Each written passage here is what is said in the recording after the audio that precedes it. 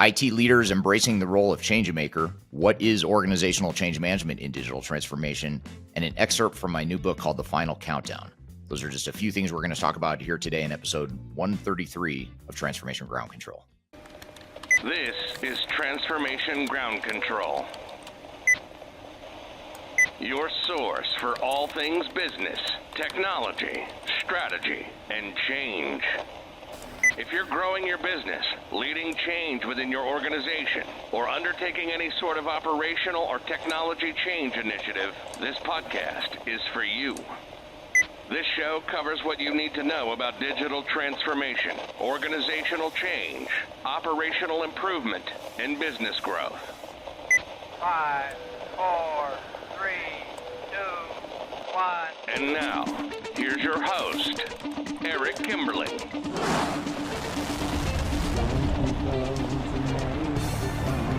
Hello, welcome to Transformation Ground Control, episode number 133. My name is Eric Kimberling, here with Kyler Cheatham. Kyler, welcome to the show. Thanks for having me. Excited for today's episode, as always. Yeah, thank you for being here. Great show planned for you today. Again, my name is Eric Kimberling. I'm the CEO of Third Stage. Kyler is part of Third Stage as well. Third Stage Consulting is an independent consulting firm that helps clients throughout the world reach their third stage of digital transformation success. And this podcast has everything to do with digital transformation, including the people, process, technology, and strategy sides of change.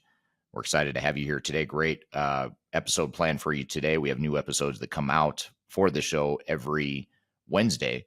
You can find new episodes by going to transformationgroundcontrol.com, or you can search for us on Apple Music, Amazon Podcast, Google Podcast, all the usual audio podcast platforms, as well as we stream to YouTube, Facebook, LinkedIn, and Twitter every Wednesday. So the easiest thing is probably just to go to transformationgroundcontrol.com, and you can find it, all the sources aggregated there. But be sure to check out new episodes of the show every Wednesday. So great show planned for you today. We're going to open up with some questions and answers from the audience. We're going to get into a couple of hot topics in that opening segment where we talk about IT leaders who are embracing the role of change maker. And we'll also talk about how to answer 4 tough questions about digital transformation, or from the front lines of digital transformation. And then later in the show, we're going to have a interactive session with the audience to talk about organizational change management. What is change management and how does it apply to digital transformation? What are some of the more effective strategies and tactics we've seen work for digital transformations? We're actually going to share a few slides, visual aids, if you will, to talk about change management. And we'll certainly take a lot of questions from the audience as it relates to that as well. And then finally, last but not least, later in the show, we are going to, Kyler is going to read her favorite excerpt from my new book, which is coming out on August 25th. It's called The Final Countdown, Digital Strategies to Help. Actually, I forgot the subtitle. Do you remember the subtitle? Kyler, I should probably remember that. I just know it's called The Final Countdown, but there's a subtitle that's something about digital strategy and how important it is. It's the 3 pillars of digital transformation success. What she said. That's the subtitle. So, yeah. But you can learn more about that book by going to thefinalcountdown.com. You can put your name on the registration list to get notified when the pre-sale happens later this month. Go to thefinalcountdown.com. You can learn all about the book and put your name on the list to get notified when it comes out. It's my first book. I'm really excited. I've always wanted to publish a book. Ever since I was a kid, I've always wanted to. I thought it'd be really cool to publish a book. So it only took me 50 years to get there, but better late than never. And I'm excited to hear what your favorite part of the book is, Kyler. So we'll talk about that later in the show. And so great episode. So what have you got in store for us in terms of some of your question jar questions from the audience?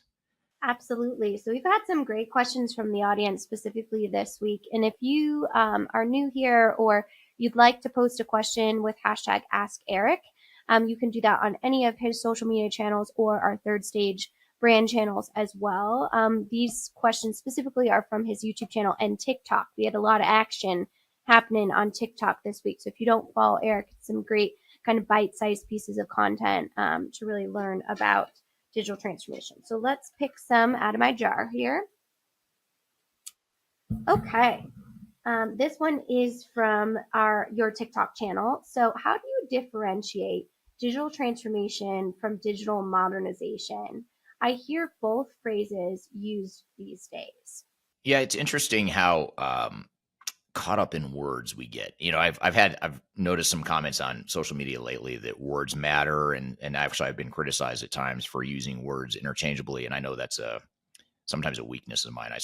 I interchange words or sort of lump a bunch of concepts into one bucket and interchange them. So I understand that can be confusing, or not everyone agrees with that. But in my opinion, when you think about digital transformation versus modernization, I think, if I were to slice hairs a bit, I would say digital transformation is focused more on a broader business transformation that includes technology, whereas digital modernization is more focused on modernizing systems. And so I guess, I would argue that one can and should lead with the business. The digital transformation is going to lead more with the business needs, whereas digital modernization or IT modernization is more focused on modernizing systems and leading with the technology. I tend to have a bias toward the former, digital transformation leading with the business. I think that's generally more effective in terms of getting business value and ensuring a project stays on track and stays focused.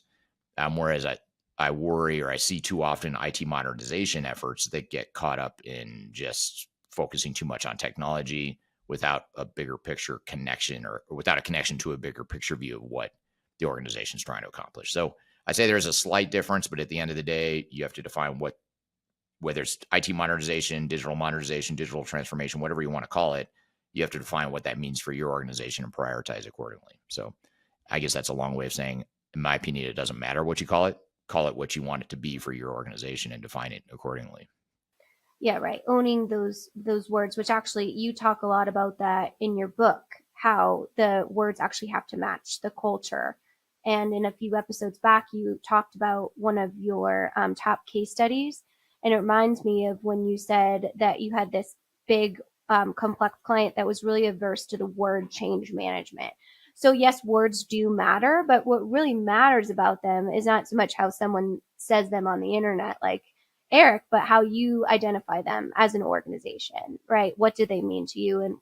And is everyone aligned around that meaning and understand the objective? So good question. It's a great question. This is a really good question. And I'm interested. I always like questions that I'm like, I have no idea how I would answer that. So that it always excites me to hear that. So this is a good question about specifically on your software vendor contracting videos on YouTube. When do companies pay vendors, and how do they know what they're actually getting?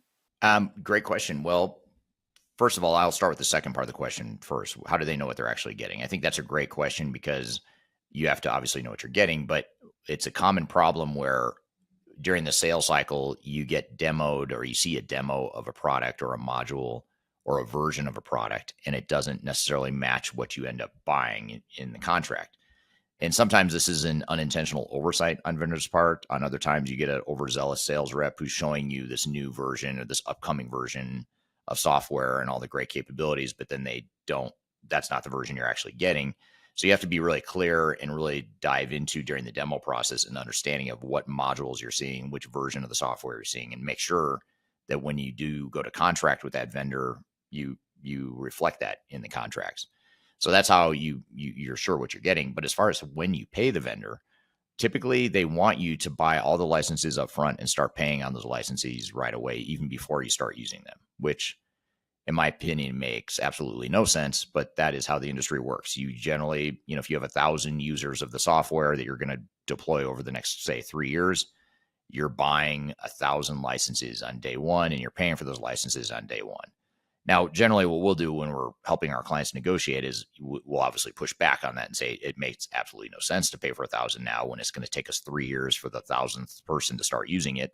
So let's, buy this in more incremental phases. And by the way, we want you to lock in the pricing that you've offered us today. We want you to lock in the pricing for all 1,000 users. Let's just say that's the number for all 1,000 users over the next 3 years, but we're going to incrementally buy those. And you can even set the milestones up front if that makes the vendor feel better or gets them to agree to it.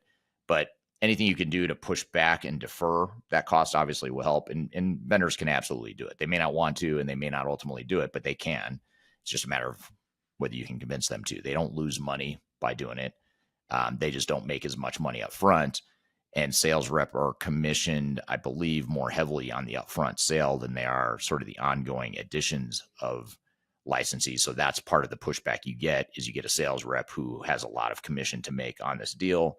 They'd rather sell you the 1,000 licenses now, get you to pay for it starting now versus waiting, because they're not going to get paid as much typically on the later sales. So hopefully that answers the question. Yeah, so I think a lot of people think that when the vendor tells you the payment terms or these terms of licenses, like you said, that that's a hard line. Like that's just the way that it is. That's what we do. That's what everybody does. And it sounds like when we come in at third stage, there is some negotiation opportunities there. Is that correct? There is, absolutely. I mean, you get the sort of set in stone feeling oftentimes from vendors, like this is our pricing, this is just how it is. And then, the other game they play that you see, it's actually funny, sort of, but it's also annoying and cringy at the same time, is when vendors say, oh man, I've never gotten this approved before, to not pay for all 1,000 licenses. Now I'm gonna have to run this up the chain up to the CEO of the company, and Larry Ellison's gonna have to approve this. And it's sort of like they exaggerate, like, the effort it takes. And then when they do concede on something, they've never seen it happen before. They can't believe that the CEO approved it, but they did. But the deal expires in 1 week, and they start to play the salesman sort of games. Yeah. But you just sort of maybe laugh at that. Maybe enjoy the humor in that, and just do what you need to do for your business. At the end of the day, for some it's not funny, so maybe I shouldn't be so flippant about it. But I find it funny at times that sales reps still play those used car salesman sort of tactics, but they do. So you just have to be ready for it. Yeah, and I think one of the biggest things is just having that awareness that they are very good at that.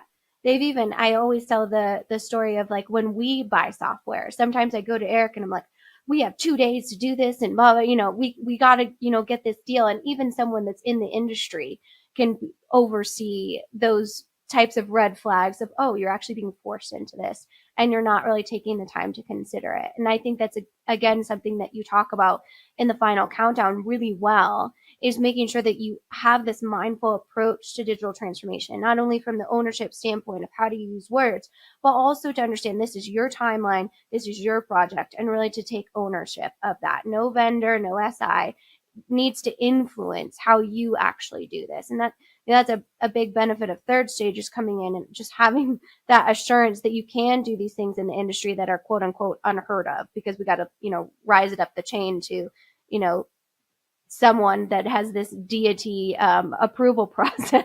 Right. So I think that's just something that's a huge misconception in the industry, and a great reason, again, to kind of read through Final Countdown when you are going through these types of projects. Yeah, absolutely. Yeah, you have to sort of set your own tempo. Like if they're telling you you've got 3 days to decide and it's going to take you 4, then take 4. Don't you artificially decide you're going to do it in 3 just because a vendor's telling you to. And I do that too. Like when we buy stuff internally from vendors, or we're negotiating with our own vendors. When I get those time-based things, you've seen me, and I think you've probably been frustrated by it at times, Kyler, because you're caught in the middle. But I'm saying, oh, they want a decision in 3 days. Well, it's going to take me 4. Go back and tell them 4 days, just to not to be a pain, but just to make it clear that you are setting the tempo, not the software vendor. This is our business. We're going to do what we need to do. And guess what? I don't know that I've ever seen a vendor walk away and say, well, I told you 3. Yeah. You waited till day 4, deal's gone, deal's off the table.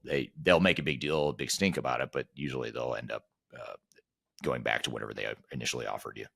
Yeah, I can confidently say you might be the one person in my personal and professional life that I have never seen influenced by an outside party. I've never even seen you like sweat about it.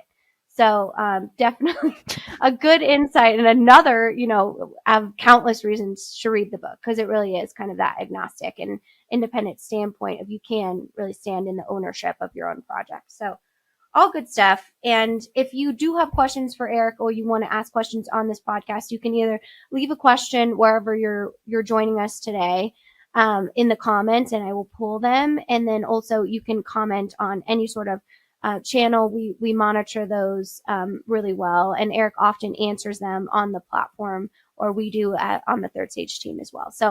So we've got more questions in here for next week, and definitely feel free to leave your questions here in the comments or wherever you're viewing our content. So thank you so much for those great questions. They're very thought-provoking and really important to talk about lifting the veil of transparency in the industry.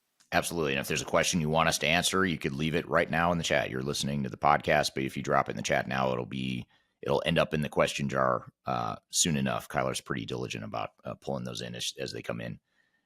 So love to get the audience questions. It always makes it fun and engaging, and they're quite frankly great questions that oftentimes I've never been asked or never really thought about. So it's great to get those questions. Well, good. Well, we're going to take a quick break. When we come back, we're going to get into some hot topics. We're going to cover two hot topics in particular.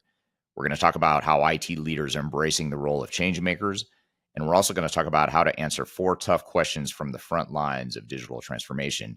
And then later, after we get into those hot topics, we're going to have a whole segment on what is organizational change management and how can we apply it to our digital transformations, what works, what doesn't work, what are the things you should be thinking about, all that good stuff. And then last but not least, later in the show, our last segment will be focused on the new book called The Final Countdown.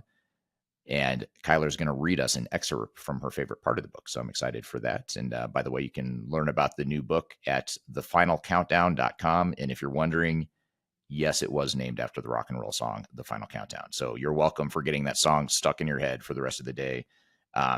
Welcome to my world. Ever since I named it that, now I always randomly get The Final Countdown stuck in my head. So I just want to share the joy and the pain of that situation. So stick around for that. We're going to read an excerpt from that book. And in the meantime, we'll take a quick break. We'll be right back with more Transformation Ground Control. Well, I know I'm going to be the man who wakes up next to you when I go out. Hi, this is Eric Kimberling, your host here on Transformation Ground Control. I want to personally invite you to our upcoming Stratosphere 2023 event. It's a conference that we host every year. It's a tech agnostic conference. Features a number of independent technology agnostic speakers, both from Third Stage Consulting as well as from outside our company.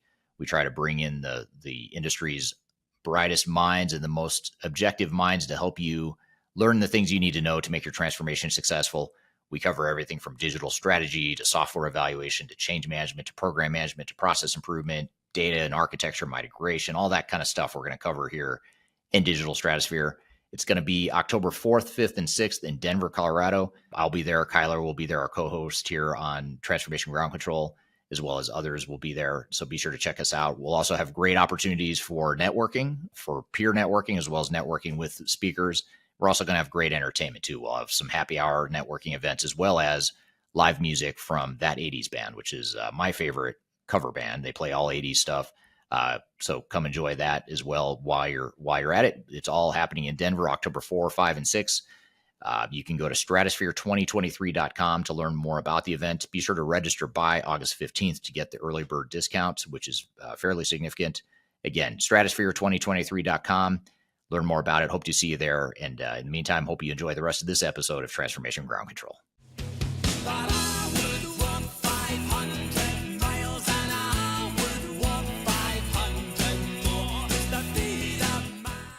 Hello, welcome back to Transformation Ground Control, episode number 133. My name is Eric Kimberling here with Kyler Cheatham. We're both from Third Stage Consulting and your host today on today's episode of Transformation Ground Control. You can find new episodes every Wednesday on LinkedIn, YouTube, Facebook, and Twitter, as well as audio podcast platforms throughout the world. And or you can just go to transformationgroundcontrol.com and see all those different sources of watching or listening on one single place. So, you've got a couple hot topics here for us, Kyler. What have you got in store for us? Yeah, so I wanted to talk a little bit about IT leaders embracing change. So there's actually some data around this, which I find kind of ironic because sometimes not only is it a evolution of the IT role or the CIO role, really, to embrace change and embrace kind of the people side of a digital transformation, not just the technical side. But there's also some really hard data around that. So I want to kind of share that as a precursor to this conversation. Right. So 85% of CIOs agree in this study that CIOs are becoming a true change maker, increasingly leading business and technology initiatives. So, that's a pretty high percent of that role. And a lot of it they had cited was brought on by pandemic era changes or economic uncertainties, and really making sure that technology can be the backbone of the organization, but also understanding without buy-in and without things like user adoption and overall cultural enhancements, you can't really leverage the the technology within the organization. So they actually talk about the importance of organizational change management initiatives, which I think is a really refreshing approach, especially for a more technical role within the organization. So I'm going to tell you a few ways in which they are embracing this change that they found trends from the study. And there's a few I want to dive into. So the first is leading by example. And obviously this is showcasing when you have a new technology, embracing as the leader or the CIO or the IT leader that change management is important, and setting those expectations for measurement and implementation on the actual change side as opposed to just the technical pieces and the testing. So making the right adjustments is another one. Really understanding where you need to look at areas of resistance of the business, which I know you're going to get into a little bit more in your change management Q&A today. But the one I really want to dive into with you is getting proactive proofs of concept. So this is kind of a newer piece in which we've never really talked about in the change management world as proofs of concept. So they talk about pilot projects and turning particular business problems and making the benefits well orchestrated on a more micro level so that you're able to create this buy-in for a bigger technology implementation. And the actual case study they give here is a COVID-induced supply chain disruption and the business needs for better direction to make decisions in dealing with change cost structures as commodity prices soared, right? So you talked a lot about that in your content during the COVID-19 pandemic of how do you make sure you diversify your overall portfolio for supply chain in making sure that you have more than one place to get vendors in case you do see these surplus of price changes. So what this case study referenced is they went to the business leaders and the subject matter experts and said, hey, we have this problem. What should we do? And they created this change and measured the results through just the supply chain area so they could use that as a proof of concept to look at other either best of breed systems or bigger core ERP systems. So I wanted to kind of get your feedback on kind of that micro proof of concept to showcase the ability of the organization to change, to get over any resistance that might be, brewing for a bigger change in the organization, to say, hey, we actually did this on a smaller micro level, and these were our results. Getting in front of any of those areas in which might birth fear or disruption for a bigger technology implementation. So what are your thoughts on that? I think it's smart, and we've seen it work really well with some clients that have done that. I think it's a lot like you think about like athletes and how they train for a big game or a match. They don't just go in and compete in that game. There's a lot of scrimmages and practices and just perfecting plays and learning the playbook and practicing and getting those small wins so that by the time they take the field or start the match or the game, they're ready to perform. And it's the same thing with an organization, but organizations have that mindset that we're just gonna, do all the, behind the scenes prep work and then just jump into game day and it's gonna be fine. But I think having those incremental smaller wins to build that momentum can build organizational confidence to where you start to feel confident that, oh, okay, we can change. Yeah, we had some pain points and hiccups and it was difficult, but we got through it. We got results. Here are the results. Now let's try something bigger. And you have a lot more confidence when you do that than if you just jump straight into a massive change that, you haven't been through a change of any significance in years or decades. So I think especially if you're a slower moving or risk adverse organization, that could be even more powerful for you in that case. So I think it's a great idea. Absolutely. It's so funny that you compare that to athletics because I was actually thinking this weekend, again, big nerd alert, when we were watching one of the U.S. gymnastics classics with Simone Biles, who obviously is a very decorated, the most decorated gymnast of all time. And she talked about her comeback. She won the meet this weekend at 26 years old, which is, elderly for a gymnast athlete. Right. But she talked about the ways in which she looked at creating a mock meet. So they went in and did a complete mock proof of concept, right, to make sure that she was ready for the pressures that go into the specific meet. And that's a great way. I was actually thinking while we were watching it, that's a great way to go into making sure that you have the confidence to go through a technology implementation, is really mapping it out and mocking all of the different scenarios that might happen. Whether that's, the crowd booing you or the organization booing you, right? But making sure that you really understand what that looks like, and those little wins that we talk about celebrating and those proof of concepts in one area of the organization seem to be a real big confidence builder and just an overall positive perception for the change within the organization. Yeah, and it also it forces you to focus on the little things that aren't so little. You think about gymnastics. I'm not a gymnast by any means. I know very little about gymnasts, but let me ask you a basic question. Do they use chalk on their hands? Like, don't they use chalk so Yes. they can get a Yes. grip or whatever? Let's just say you forget to put And chalk grips. on and Yeah. grips. Let's Yeah. just say you forget or you don't apply chalk or grips uh, appropriately. You do everything else perfectly, but you didn't have chalk or the grips right on your hands. I mean, that's a small little thing, right? Just one detail out of Mm-hmm. hundreds that it takes in that burst of performance you have to have, but that's a huge thing, or that could be a catastrophic thing. So it's the same thing with going through an organizational change. Are you doing all the little things that are actually really big things, but you don't feel like they're little until, you get to the moment of truth? Absolutely. Definitely. All good things, but I think it's, an overall refreshing take on the industry to look at IT leaders that are really focusing on the importance of understanding the perception of change, not just kind of that stick approach of this is what we're doing, get on board, or, jump ship Right. type of thing. So that's a real refreshing way to look at that. And hopefully we can start to see those statistics we've been measuring or looking at and monitoring within the industry of how failures are going up, up, up, up, up. Hopefully this can start to kind of buck that trend of Yeah. making sure that things that are really catalysts to failures are addressed in that phase zero planning. Yeah, absolutely. Agreed. Well, let's move on to the how to answer 4 tough questions on the front lines of digital transformation as well. So these are 4 questions in which we in this study specifically talk about, and a lot of them are known, but there's a few that, as always, I kind of want to dig into here. So one of the areas in is how do you capture that tribal knowledge from veteran frontline workers, which I know you talk a lot about, is making sure that not only do you capture it, but you understand how to create value for those high tenured employees.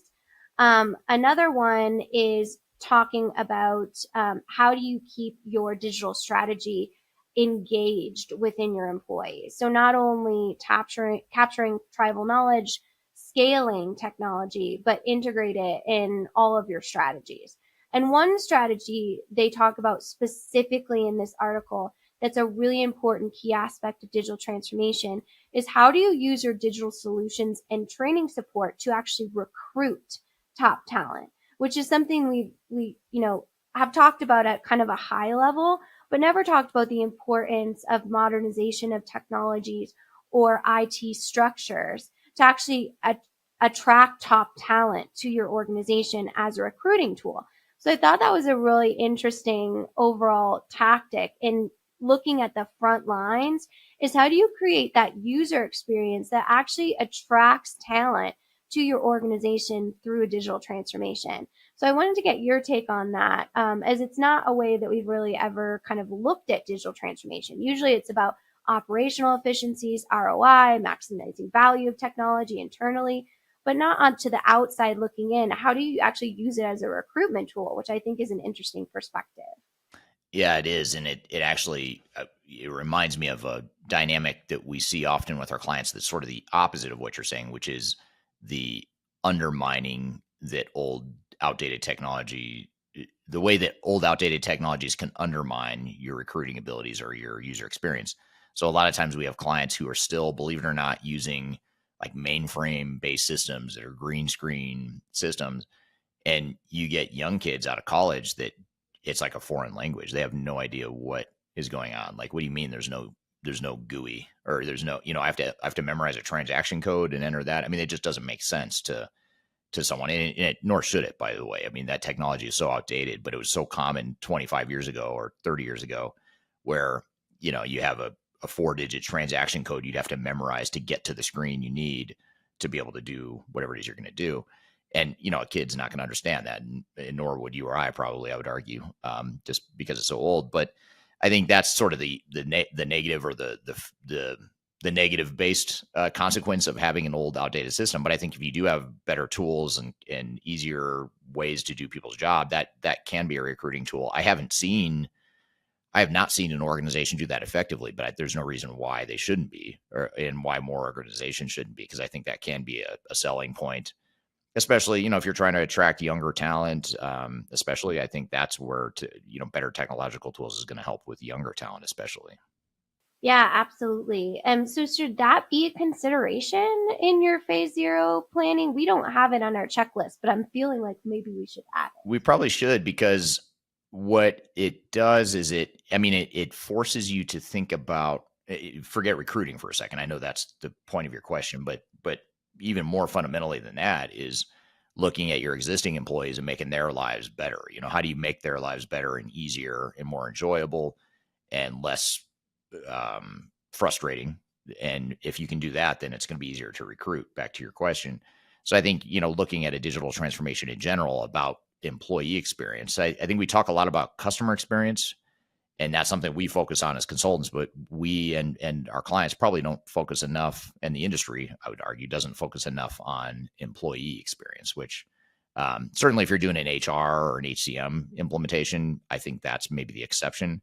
But aside from HR and HCM implementations, if you're talking about an ERP implementation or supply chain management implementation, you're right. Too often we're just focused on efficiency gains and productivity gains and stuff that's important and might indirectly help the employee experience, but we don't directly focus on not just the customer experience, but the internal customer or the employee experience. I think that's just as important. Absolutely. Definitely. Well, I'd be interested to kind of turn to our audience to kind of talk through, is this something that you feel as though should be a main consideration in digital transformation when it comes to employee experience, recruitment tools? And then also, question B, is there anything else you would add to our phase 0 checklist as I shamelessly crowdsource additional thought leadership, which I love to do? So if you haven't seen our phase 0 checklist, you can actually click the link wherever you're getting this episode today, and it is a free download, and it's a great checklist to kind of go through just to make sure that you're ready for your digital transformation. We call it phase 0 planning, which is arguably one of the most important pieces to ensure that you're actually ready and optimized to go through that transformation. So would love to hear from our audience here in the comments as well. And you can also recommend hot topics that you'd like us to discuss in the future, if that's something that you're interested in. But great insights. Some 2 unique questions, I feel like, today in our hot topic segment. So it was exciting to get that insight, Eric. So thanks for sharing it with us. Yeah, absolutely. Thanks for queuing up the hot topics. That's great stuff. And look forward to chatting through more of that in future episodes as well.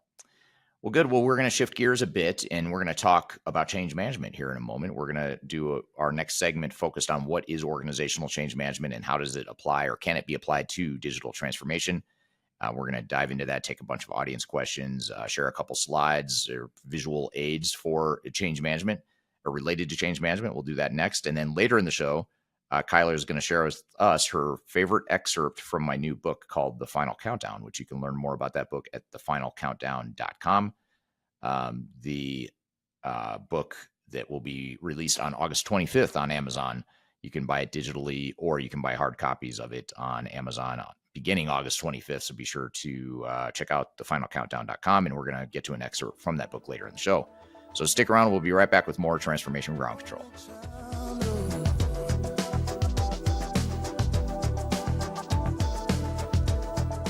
Interested in working for a company that truly values your unique skills and experience? Here at Third Stage, we don't hire based on resumes alone. We look at the full candidate, experience, and willingness to provide excellent service for our clients. Within a technology, independent, and agnostic consulting firm, you have the opportunity to learn across industries with a diverse group of clients. Our consultants also have the opportunity to diversify their portfolio and learn across technology systems. If you're interested in joining a high-growth entrepreneurial organization, please reach out to us at work@thirdstage-consulting.com. We're never gonna survive unless we get a little Hello, welcome back to Transformation Ground Control, episode number 133. My name is Eric Kimberling here with Kyler Cheatham.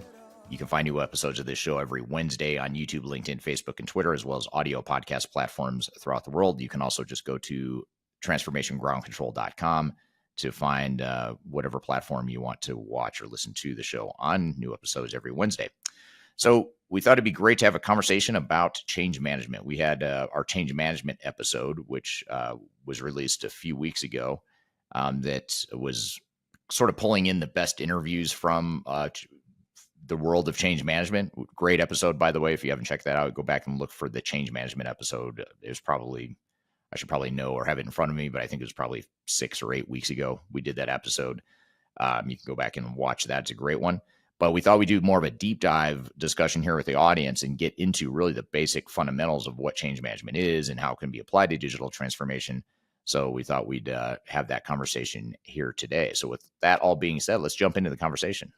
So to get started, what I thought I'd do just to sort of set the context here today is I do have a couple slides I'm going to share kind of from my hip pocket, if you will. I'm not going to go through a formal presentation per se, but I do have a couple visuals that I want to pop up on the screen to really just set the context for the discussion. And I've got some excess materials that I can pull from depending on where the conversation goes here today. But one of the things I wanted to start with is to, before we get into what change management is, maybe back up a little bit and talk about why change management is important, because I think that's an important thing to talk about. Because a lot of times when we work with clients, one of the dynamics we see is that we deal with a lot of executives and leaders within organizations who have this assumption that change management's important, but it's more important to other organizations. For their own organizations, oftentimes executives and leaders have this false assumption that change isn't going to be that difficult because our team is ready for change. We hear this all the time from our client base. Our team is ready for change. Change is difficult for other organizations, but for us, it's not going to be difficult because our processes are so broken and people recognize the need for change. Our systems are super outdated and people are frustrated with the technology and they're ready for change. And so while those statements may be true, what ends up happening oftentimes is organizations falsely believe that because people are quote unquote ready for change, or they think they're ready for change, that the change management itself is going to be easy, and it's going to be easier than most other organizations. And one thing I want to do is, and this is a good visual that I want to pop up here on the screen just to show why that's not true and what some of the things are to think about as it relates to change management and really the need for change, is this concept here that I'm putting in front of you. Some of these common challenges that organizations have from a people perspective is that there's two different types of resistance to change or change management challenges. There's what I would call the intentional resistance to change. And this is where, you find people on your team that are flat out trying to sabotage the project. They don't want the change. They don't believe in the change. They're not bought in at all. They don't like the idea of change. And therefore, they're going to push back and resist in their own way, whatever that manifests itself in. And that's, quite frankly, is pretty rare. You don't see a lot of that in most organizations. You don't have, large pockets of people that are flat out intentionally resisting change. You have some of it. I mean, every organization has a little bit of that, but usually it's manageable and organizations can overcome that.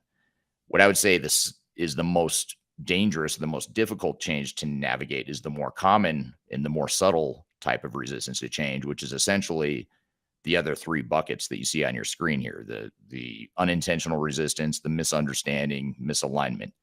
Those are the three real root causes of significant resistance to change. And unintentional resistance is oftentimes hard to see because on the surface, people want change typically when you're going through an organization. But when you start to peel back the onion and you start to get into the details of what change means and how it's going to manifest itself within your organization and how it's going to impact individuals within your organization, that's where people start to push back, or they start to panic a little bit. They start to have fear, uncertainty, and doubt. They start to question the types of changes. They start to find problems or potential issues or perceived issues with the types of changes that are being rolled out to the organization. And as you get into those details, as the transformation progresses, that's where the biggest source of resistance comes from. And usually leaders don't see that coming. It's almost like the iceberg theory. They see a tip of an iceberg. They might see a tiny little bit of resistance to change in that in that intentional resistance that I talked about, but they don't see all the stuff below the surface, the real base of the iceberg. They don't see that.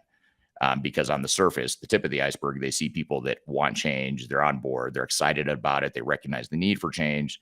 But then as the project progresses, that's where the lower hidden parts of the iceberg reveal themselves. And so that unintentional resistance is what organizations really have to be careful of.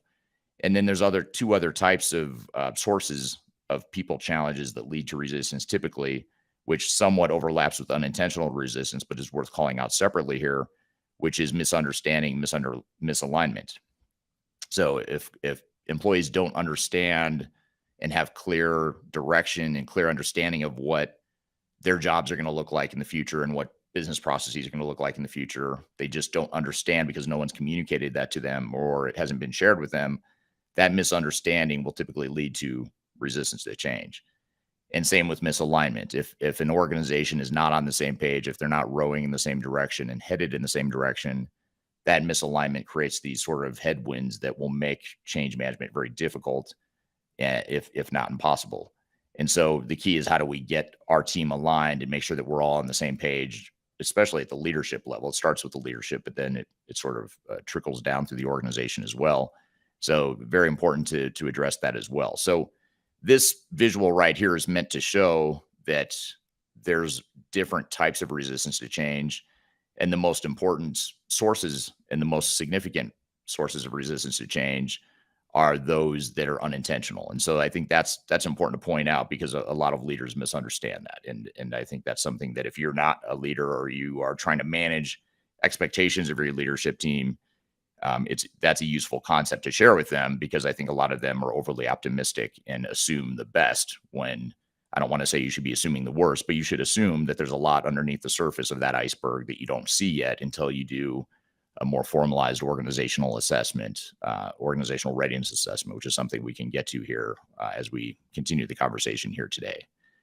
So that being said, I guess that's a long way of saying change management is really important, and it's probably more important than most teams and organizations fully understand. And unfortunately, most organizations don't fully realize or understand how important change management is, and how difficult resistance to change is, and how widespread resistance to change is, until they get into the project and they start going down the path of their transformation, and they get deep into the testing process and even into training. And then they realize, wow, people are really resisting this change. There's a lot of pushback. There's a lot of confusion. There's a lot of chaos. And if that's the moment when you realize that change management is going to be important, we should probably invest some time in change management, it's too late. I mean, you can try to mitigate as much as you can, but you've waited too long, and you should have started change management a lot sooner. Unfortunately, that's where a lot of organizations are, and they hire us sort of midstream to try and correct and remediate some of that. It can be done, and it's better than just ignoring it and assuming that it'll just go away, because it won't. But if you're early enough in the process where you can affect that focus and affect that perception around change management, that's certainly something that's going to be super beneficial. We're here chatting about what is change management and how does it relate to digital transformation. We've got a lot more to cover, so stick around. We'll be back with more Transformation Ground Control. When things are big that should be small, who can tell what magic spells will be doing? Are you looking to stay ahead of the curve in the ever-changing landscape of digital transformation? Then you need our newly released 2023 Digital Transformation Report. This comprehensive report covers the latest trends, technologies, and strategies to ensure your digital transformation is optimized for success. The 2023 Digital Transformation Report is packed full of proven methodologies and insights from experts in the independent digital transformation field. You'll also receive practical insights on how to implement digital transformation strategies within your unique organization. This free report is available for download on our website at thirdstage-consulting.com under our Thought Leadership section.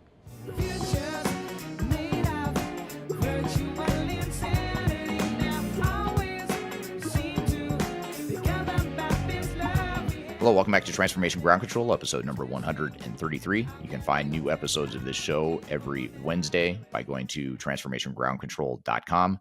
You can also search for this podcast on all the major audio podcast platforms, as well as YouTube, LinkedIn, Facebook, and Twitter. So we're here having a conversation about what is organizational change management? How does it relate to digital transformation? Let's jump back into the conversation. Here's a question from Ryan on LinkedIn that I think is a good one. It's a good sort of intro question or a backdrop setting question here, which is how do you resist or how do you address resistance to change among employees or team members? It's a great question and something we want to get into and unpack here quite a bit here today. And there's a lot you can do. I mean, I started to mention that one of the first things you can do is an organizational assessment. And what I want to share here real quickly is just a real quick slide that sort of visualizes what this organizational assessment is. But generally speaking, what you want to do, and I'll share my screen here real quickly again. Generally, what you want to do is, first of all, understand and really dig into getting into the details or digging under the surface of what the potential sources of resistance might be. So I mentioned before, there's a couple different buckets. You have these sort of the intentional resistance, which is a lot easier to spot. And quite frankly, it's a lot, I don't want to say it's healthier, but it's a lot easier in that even though it's blatant, even though it's very powerful, at least you see it and you can attack it and you can address it when it's blatant intentional resistance. The unintentional resistance is a lot harder because oftentimes you don't see it coming. You don't know that people are going to resist it because on the surface, again, they want change, they support it, they're good employees and team members. They want what's best for the company. They want what's best for the team. But as you get through a project and you start digging into it and people start to realize that, wow, my business processes are really going to change, or even more important, more recently with some of the advances in technology like artificial intelligence and machine learning and some of these technologies that are tectonic shifts in the way businesses operate in terms of efficiency gains or potential efficiency gains, what people start to question then is, wow, am I important to this organization? Am I going to be important to this organization anymore now that we're bringing in AI to do, X% of my job?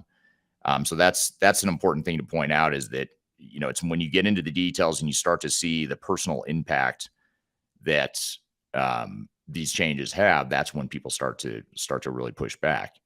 And one of the best ways to identify or to mitigate the risk or mitigate this resistance to change is, first of all, to understand and draw to the surface what the sources are and where that resistance is coming from. And that's where this organizational change readiness survey and analysis comes into play. And this is something we do for our clients all the time as sort of a first step to effective change management. And this is where we use quantitative surveys and qualitative focus groups within the organization to capture information around the culture of the organization, past experiences with changes, just the maturity levels of the organization, the general operational efficiencies and the processes, and just really understanding the lay of the land of really benchmarking the organization as a whole to other organizations we've worked with, but also even just benchmarking different departments or different locations within the same organizations to one another to see how they compare to one another and to see where we think the pockets of resistance might percolate.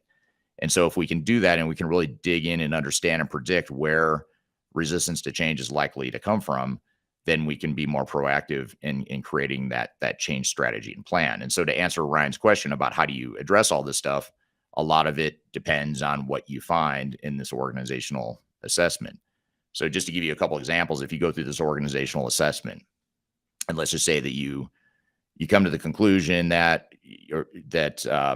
communication between different departments is broken. It's just not a collaborative organization. Departments generally don't talk to one another. There's breakdowns, data silos, that sort of thing. I think a lot of you could probably relate to that because a lot of organizations have that problem. If that's a key challenge or problem within an organization, one of the things we can expect is that the fact that now you're deploying, let's say, an enterprise-wide technology that is designed to break down some of those barriers and to create single sources of the truth and to get rid of some of those data silos to create more end-to-end integrated business processes, that all is good stuff, right? That will all deliver business value at the end of the day to the organization if we deploy it right.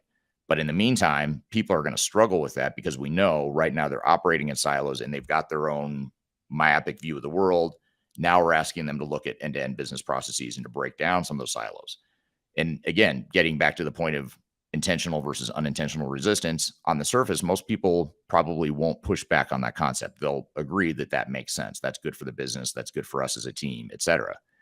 But when you start digging into the details of what that means and how the technology is going to change your job and how now other people are affecting or affected by your own day-to-day jobs, that just creates anxiety. It creates uncertainty as to what that looks like.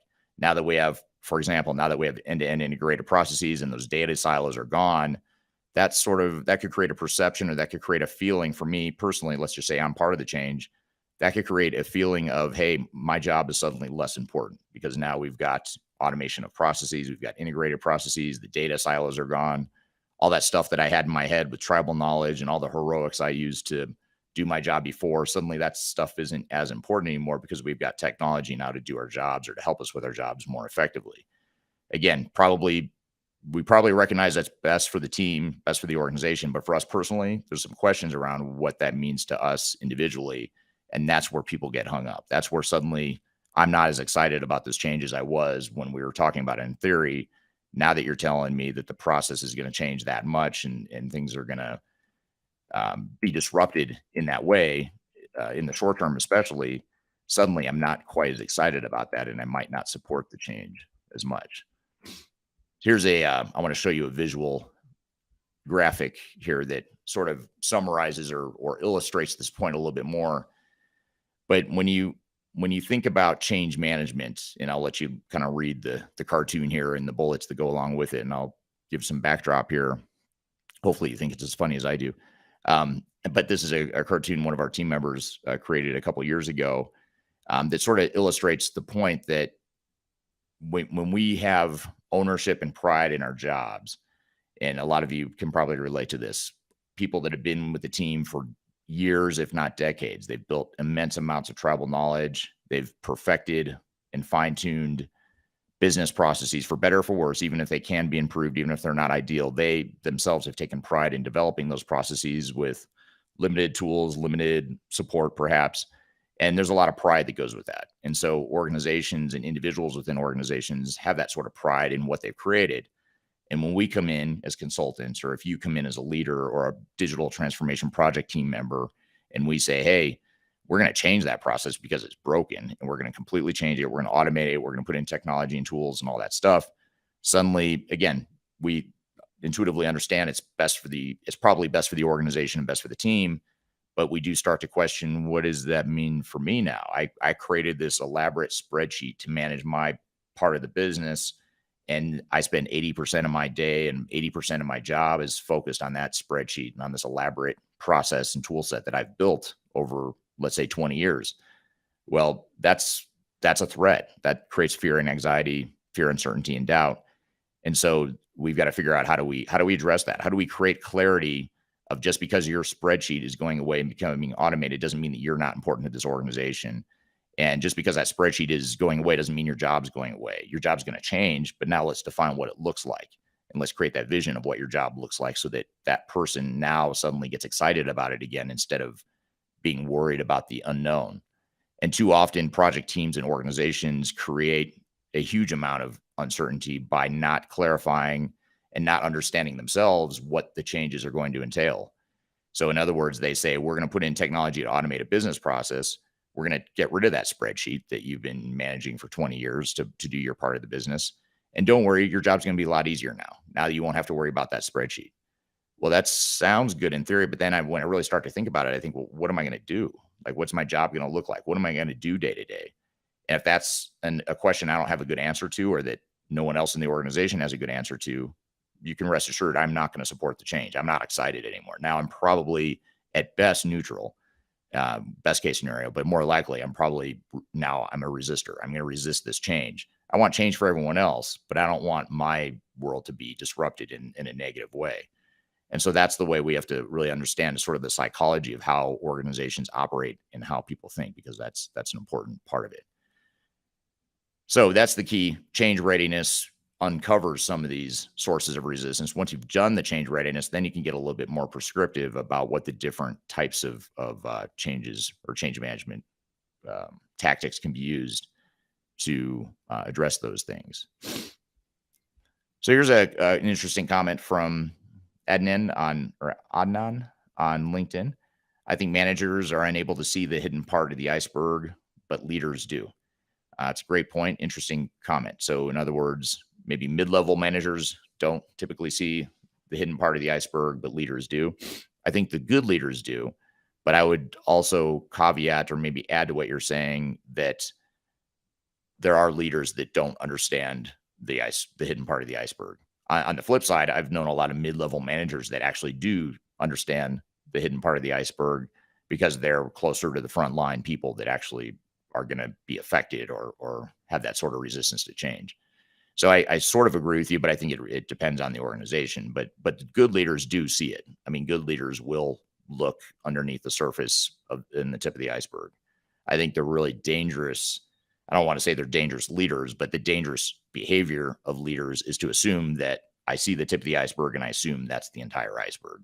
And it happens a lot. I mean, a lot of times leaders just don't understand that this is not a technology initiative and that by trying to make the business more efficient, more effective, more scalable, generating more revenue, all the positive things they're trying to do, they have to understand that there is short-term negative perceived consequences to that, and they have to address that. And they can't assume that the entire organization is going to think like them, which is to lead the organization and do what's best for the organization. They have their own self-interest to protect too.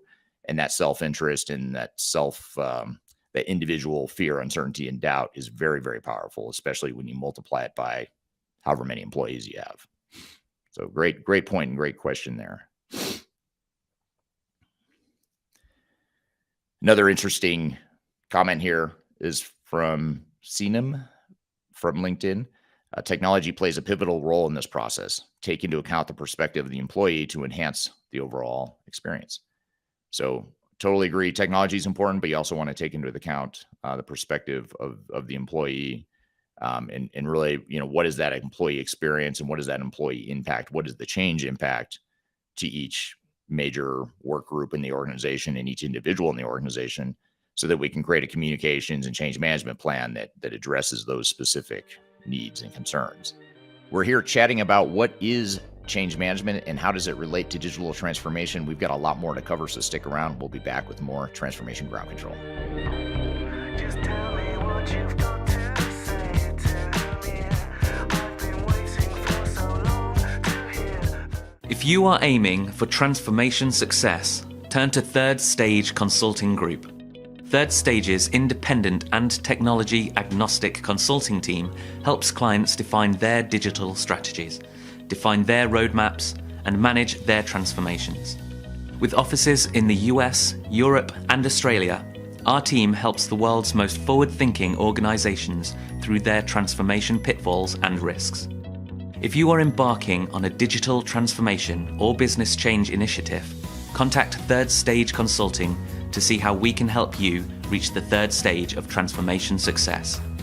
Learn more about us and download independent reports, videos, and other best practices at thirdstageconsulting.com.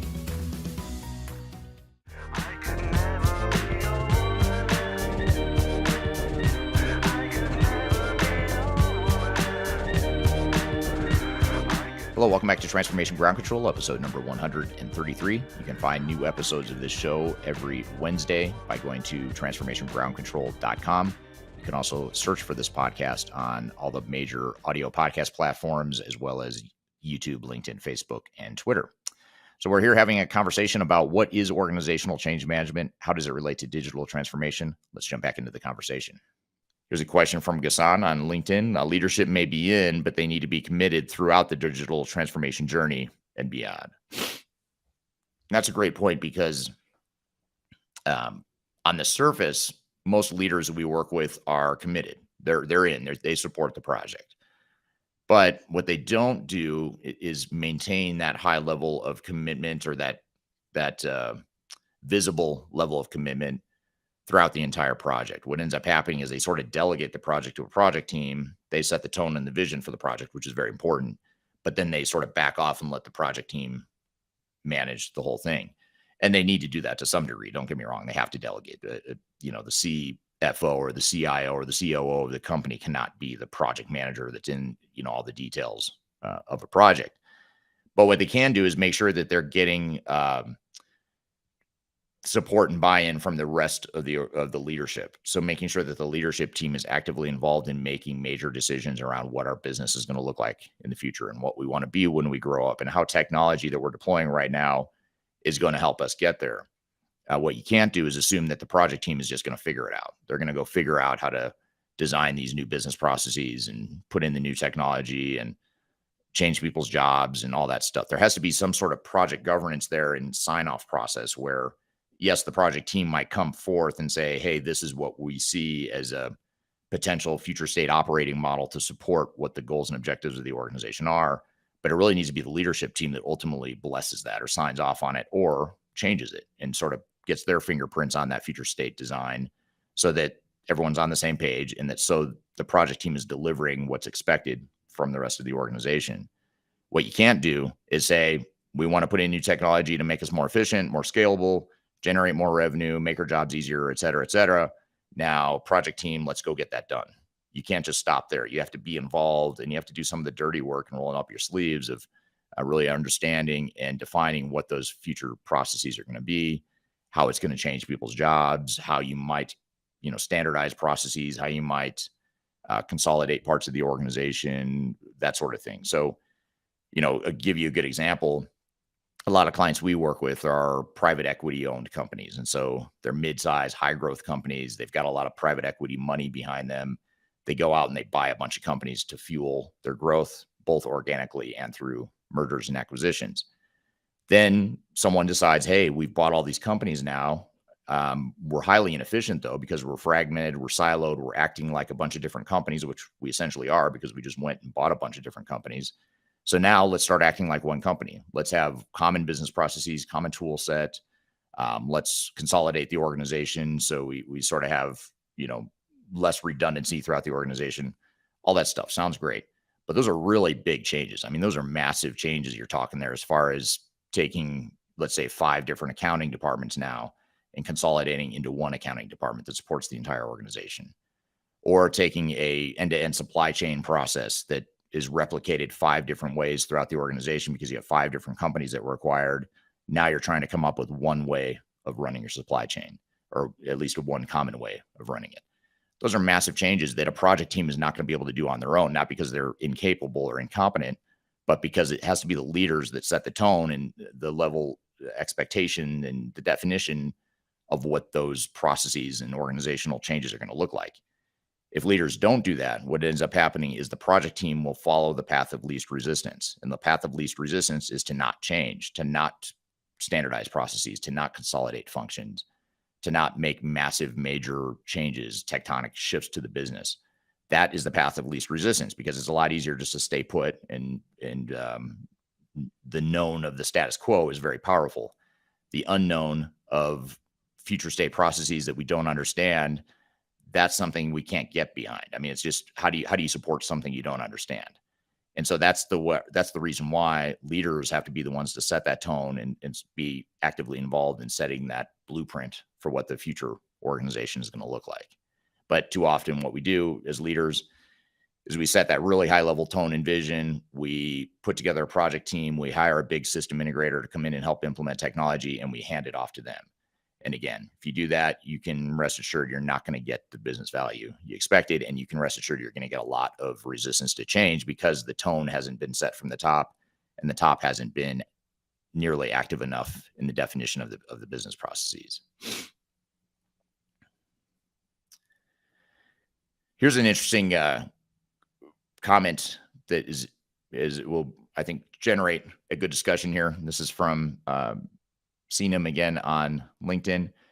Streamlining the number of tools and apps can alleviate resistance. An all-in-one digital platform would be the ideal, reducing the learning curve and fostering a collaborative workplace culture. Simplifying processes leads to smoother transitions. So I agree. It can, but what I'll say to that is that just the fact that you're putting in a single tool, an all-in-one platform, something that's easier to learn, that I would agree with you long term. That yes, that is true. You will get better adoption. It's less of a learning curve if you have one single integrated system. But you look at where you are today, and let's just say you have 100 different systems. To go from 100 different systems to one, long term, again, that will probably that could benefit an organization immensely long term. In the short term, though, you have to deal with the disruption of the fact that you're taking away 99 or maybe all 100 of your systems and consolidating into one. So the question then is how do you mitigate that risk? It's not enough to say that long term it's going to be a benefit and therefore people will adapt to it, because they won't necessarily. In 10 years from now, yes, maybe as you hire new people and you bring them on board, you've got those processes and technologies well established and in place, then yes, they're probably going to reap the benefits that you talk about there. But in the short term, there could be actually a potential negative benefit, which is, in other words, you're going to be less productive because you're shifting to one system. You've got these change management issues we talked about. There could be operational disruption at the time of your go live, meaning because of some of this resistance to change and some of this lack of clarity around processes and roles and responsibilities, that can actually lead to lost business value at the time of go live. And that's why so many implementations or digital transformations fail, is because organizations don't navigate that stuff very well.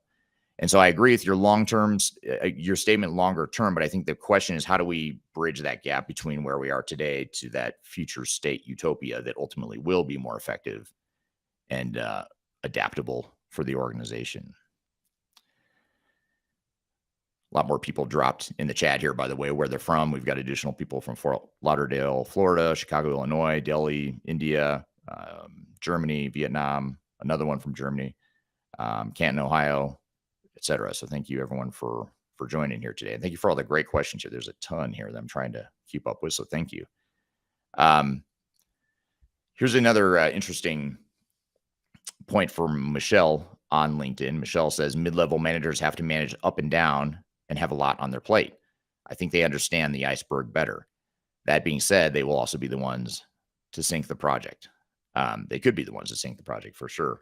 I think you're onto something here with the mid-level managers, because mid-level managers are really key to organizational success during digital transformation. Of course, leaders, sort of the top executive leaders, they are too.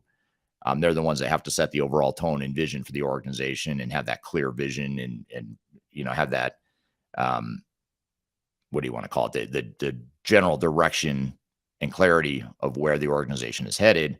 But it's really the mid-level managers that without them, none of that vision matters. The executives can define all this future state stuff all they want, but if you don't get your mid-level managers on board, involved in that process and committed to those changes, it's not going to happen, because the people below them are the ones that are going to follow their lead more so than even the overall leaders of the organization. So mid-level managers are really key to making or breaking the project. And oftentimes, leadership teams or digital transformation project teams oftentimes forget about them or neglect mid-level managers and sort of skip past it. So you really have to make sure that, you work your way down the organization, starting with the top, making sure they're aligned and have clear vision and clarity on what they want. Then you work down to mid-level managers, and then certainly your frontline employees, you want to get them aligned as well at that point. So great point and comment there. There's a chat going on here about different types of change management strategies and tactics over on the LinkedIn feed. But one of the things I'll pull out from that back and forth from Kyler on LinkedIn, she says, Dan, well said. We've seen more of a cookie cutter change management approach from vendors, which often fails. And I would agree with that. Software vendors typically have a very cookie cutter approach to change, which we all want repeatable processes and proven best practices and that sort of thing. But change management is something that's highly prescriptive. I mean, it needs, or it should be, to be effective. You need to be highly prescriptive as to what it is that you need to do to affect change within your specific organization. And not only that, but within specific parts of your organization, you're going to have different strategies and tactics you deploy throughout the organization based on what you find in your organizational assessment along the way, as well as what you see and how the organization evolves and reacts to change as you're going through a digital transformation. So cookie cutter approaches you have to be really careful of. The big software vendors and the big system integrators are notorious for coming in and saying, yeah, we've got a whole change management strategy and plan that'll solve all these problems. And really what it is software technology training. And that's great, but you're skipping past all the really important foundational stuff and just getting down to the brass tacks, which we'd all love to do, right? We'd all love just to get to the end point and just get on with it. But unfortunately, we can't do that if we want to be effective. We have to set the groundwork for leadership alignment and clarity and definition of future state operating models and work our way down through the mid-level managers. And then eventually, yes, you're getting to the end user training to show people how to use the technology to do all these new processes and new organizational roles and responsibilities that we've already worked through as part of our change management process. What one dynamic that happens a lot that you have to be careful of is when you have this training focused strategy for change management. In other words, you focus on end user training and adoption, but you don't do, I'll call it real change management. Even though training and adoption is part of real change management, it's only one dimension of real change management. But when you just focus on training and adoption, or that's sort of the primary focus of your change strategy, what ends up happening is you get to the training of your end users where you're training people in mass. And this is shortly before go live, and in a classroom setting or in a user adoption and in a training sort of a setting, you start to get people that start freaking out, for lack of a better word. That's a technical term that I like to use. The organization freaks out. The frontline employees freak out because now they see that this is a massive change. This is a lot different than the way we do things today. And back to the spreadsheet example, that elaborate spreadsheet that I've been using for 20 years to do my job. And I created that spreadsheet, by the way. You're telling me now that's going away. And now I've got to use technology to do that job. Or now, even worse, in the short term for me personally, you're telling me the technology is going to automate a big part of my job. Well, what in the world does that mean? I mean, what does that mean for me? What does that mean for my value to the organization? And why would I get behind this when I'm really, you're asking me to support something that's going to hurt me in the short term? I'm speaking as someone who perceives it that way, of course. So that's the sort of dynamic you have to work through, because that you don't want that to happen in a training pre-go live environment where you're 30 days or whatever, 60 days away from go live. You go do some end user training and people start freaking out. That freak out will happen. It should happen. It needs to happen, but that should have happened months ago. Early in the process, that should have happened, to where by the time you get to training, it's more of a formality of, yeah, we get it. We understand that my spreadsheet's going away. My job's going to change. I'm finally comfortable with all that. Now just show me how I'm going to do it in the new technology. And that's what training should be focused on. But too often, back to Kyler's question, too often the vendors, big system integrators are really notorious for this. They say, we're going to spend all this time and effort and money on training, on an elaborate training program, but that training program backfires, not because the training isn't good, but because you haven't done all the foundational stuff early in the process to get people comfortable with the change and to let them freak out. You have to let the organization freak out, because they will. So it's your choice as to when they freak out. Are they going to freak out right as you're ready to go live and pull the trigger on new technology and you're just days or weeks away from going live? Or are you going to do it months in advance so you have time to work through it and address it before go live? And my strong suggestion would be the latter, which is do it sooner, because A, it's going to make your life a lot easier, but B, it's going to minimize the likelihood of having a material operational disruption at the time you go live. And that's sort of a dark side of digital transformation that we don't talk about much in this industry, but we need to, which is operational disruption is the biggest cost of digital transformation, yet we rarely quantify it, if ever. And operational disruption is can't ship product, can't close the books, can't run payroll. Major show-stopping sorts of things that we didn't anticipate and ends up happening to our organization because we didn't do change management right, among other things. It's not the only thing that can cause that dynamic, but change management is typically one of the leading culprits of why a project does or doesn't create operational disruption at the time of go live. Here's a difficult question. I'll try to answer it anyway. It's from Devendra on LinkedIn. Devendra says, how should ERP software be planned to help make a perfect implementation for change management? What are the top 3 most important things, according to you? So let me try and take a stab at 3 of the things that I think are most important from a change management perspective during an ERP software implementation or any sort of technology initiative or digital transformation. I'd say in no particular order, but more maybe sequential order would be the change readiness assessment. That's what we talked about earlier in this discussion around assessing qualitatively and quantitatively the organization and understanding where those pockets of resistance lie and uncovering the base of the iceberg, getting below the tip of the iceberg to understand what the sources of resistance are, what the pockets of resistance are within the organization, and how severe those sources of resistance are. So that's the first thing, is that organizational assessment, that understanding of how ready we are for change. And it's not really a question of if there's going to be change management resistance, but where is the change management and how severe is it and what are we going to do about it? So I think that's an important thing to frame or maybe change in your way of thinking. Instead of asking yourselves, will our organization resist change? You have to assume that yes, they will, because they will. I've yet to see an organization or client after over 1,000 digital transformations I've been involved with over 25 years at varying levels. I've yet to see an organization that did not struggle with change. And I've yet to see an organization that did not, after the fact, tell me change was a lot harder than they thought it would be. And so you have to sort of trust that, or just proactively recognize that, and also recognize that, what are the consequences of being wrong on that? The consequences are a lot greater that let's just say you're worried about overcommitting resources to change management. Well, the risk of that is in the consequences of that, if that is true, which I strongly suggest it is never true. But let's just say perhaps you're worried about overcommitting resources to change management. That's a smaller price to pay than doing the other extreme or going too far the other way of not investing enough in change management. Those consequences are much more severe. So you have to look at it from a sort of a risk-adjusted perspective. So that's what that organizational readiness piece can do. It can help you identify where the resistance is. That's one thing. The second thing that I'd say is an important change management strategy and tactic or tool is fully understanding your change impact. So understanding department by department, location by location, who's impacted, how are they impacted, how are their jobs, or sort of what is the gap analysis between current state and future state for different people throughout the organization.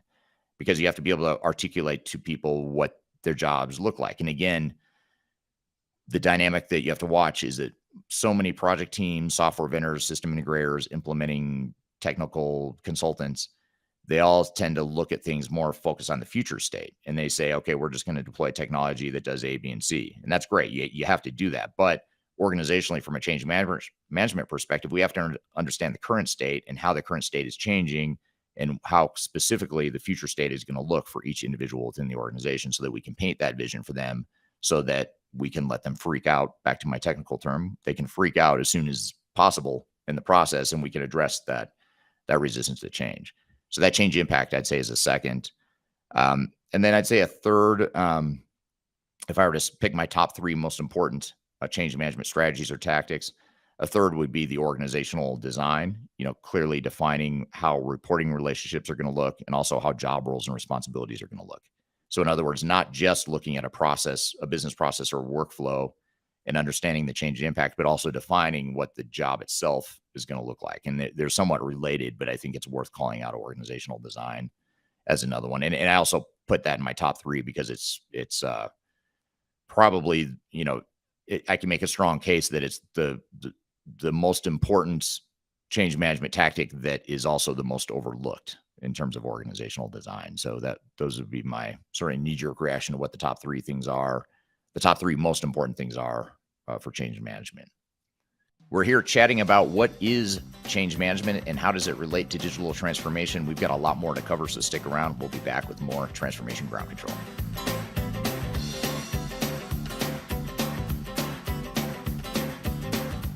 Interested in working for a company that truly values your unique skills and experience? Here at Third Stage, we don't hire based on resumes alone. We look at the full candidate, experience, and willingness to provide excellent service for our clients. Within a technology, independent, and agnostic consulting firm, you have the opportunity to learn across industries with a diverse group of clients. Our consultants also have the opportunity to diversify their portfolio and learn across technology systems. If you're interested in joining a high-growth entrepreneurial organization, please reach out to us at work@thirdstage-consulting.com.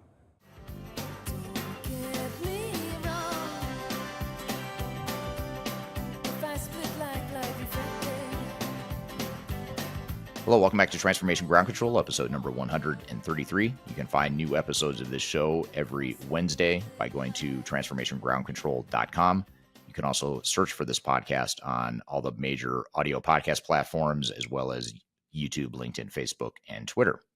So we're here having a conversation about what is organizational change management? How does it relate to digital transformation? Let's jump back into the conversation. Here's an interesting comment framed in a really good way that might be better than the way I've been saying it so far here today. This is from Anna Paula on LinkedIn. Anna Paula says, potential resisting factor is also related to how WIFM is addressed. And WIFM stands for what's in it for me. So in other words, a potential resisting factor is related to what's in it for me. So that's a great way to put it. And you do have to think or empathize and put yourself in the shoes of employees and understand how they think. And, I don't mean this in a judgmental way, but individuals are self-serving. No matter how altruistic or good you think you are, and you may be, you still are going to do what's in your best self-interest to some degree. Some people more than others, of course, but all of us, myself included, and I would suggest that all of us listening here today are self-serving humans. That's just I don't know if it's a strength or a weakness, a flaw or whatever you want to call it, but it's just the reality. So we have to accept that and figure out, how do we help people understand what's in it for them? And the beauty of this is that most of the time when we go through change management or when we go through digital transformation, any sort of change initiative, most of the time for most of the organization, there is a net positive what's in it for me, or there will be. The problem is we don't clearly articulate that. We say it's, I'll give you an example. We'll say things like, well, Eric, you should be on board with this because it's going to help you do your job better. You're going to be more effective. It's going to be easier. You're not going to have to manage multiple spreadsheets. You're not going to have to make phone calls and send emails to get data that should just be right in front of you on your computer. Or, you're not going to have to dig into the system to get pieces of information that should just be on a dashboard you log into, or get a push notification alert every day or whatever. Those are all positive things, and those sound good. Like, yeah, that sounds great. That does help me, but that's more of a long-term utopia future state. The problem I'm going to have in the what's in it for me focus is, what about from here to there? When we get from point A to point B, there's this sort of unknown chasm there of, yes, it might take us a couple of years to get to this point where I've got this utopia future state, but in the meantime, I'm going to lose my spreadsheet. You're going to change my job. You're telling me you're going to automate part of my job. I spend half my time looking for that data. I don't like doing it, but I spend half my time doing it. So now you're telling me that's going to get better, but what am I going to do with my time? So I start to worry that actually this could be a net negative for me, because I might lose my job, or I might not be valuable to the organization anymore. And so that's the stuff we have to overcome in terms of the what's in it for me focus. I totally agree.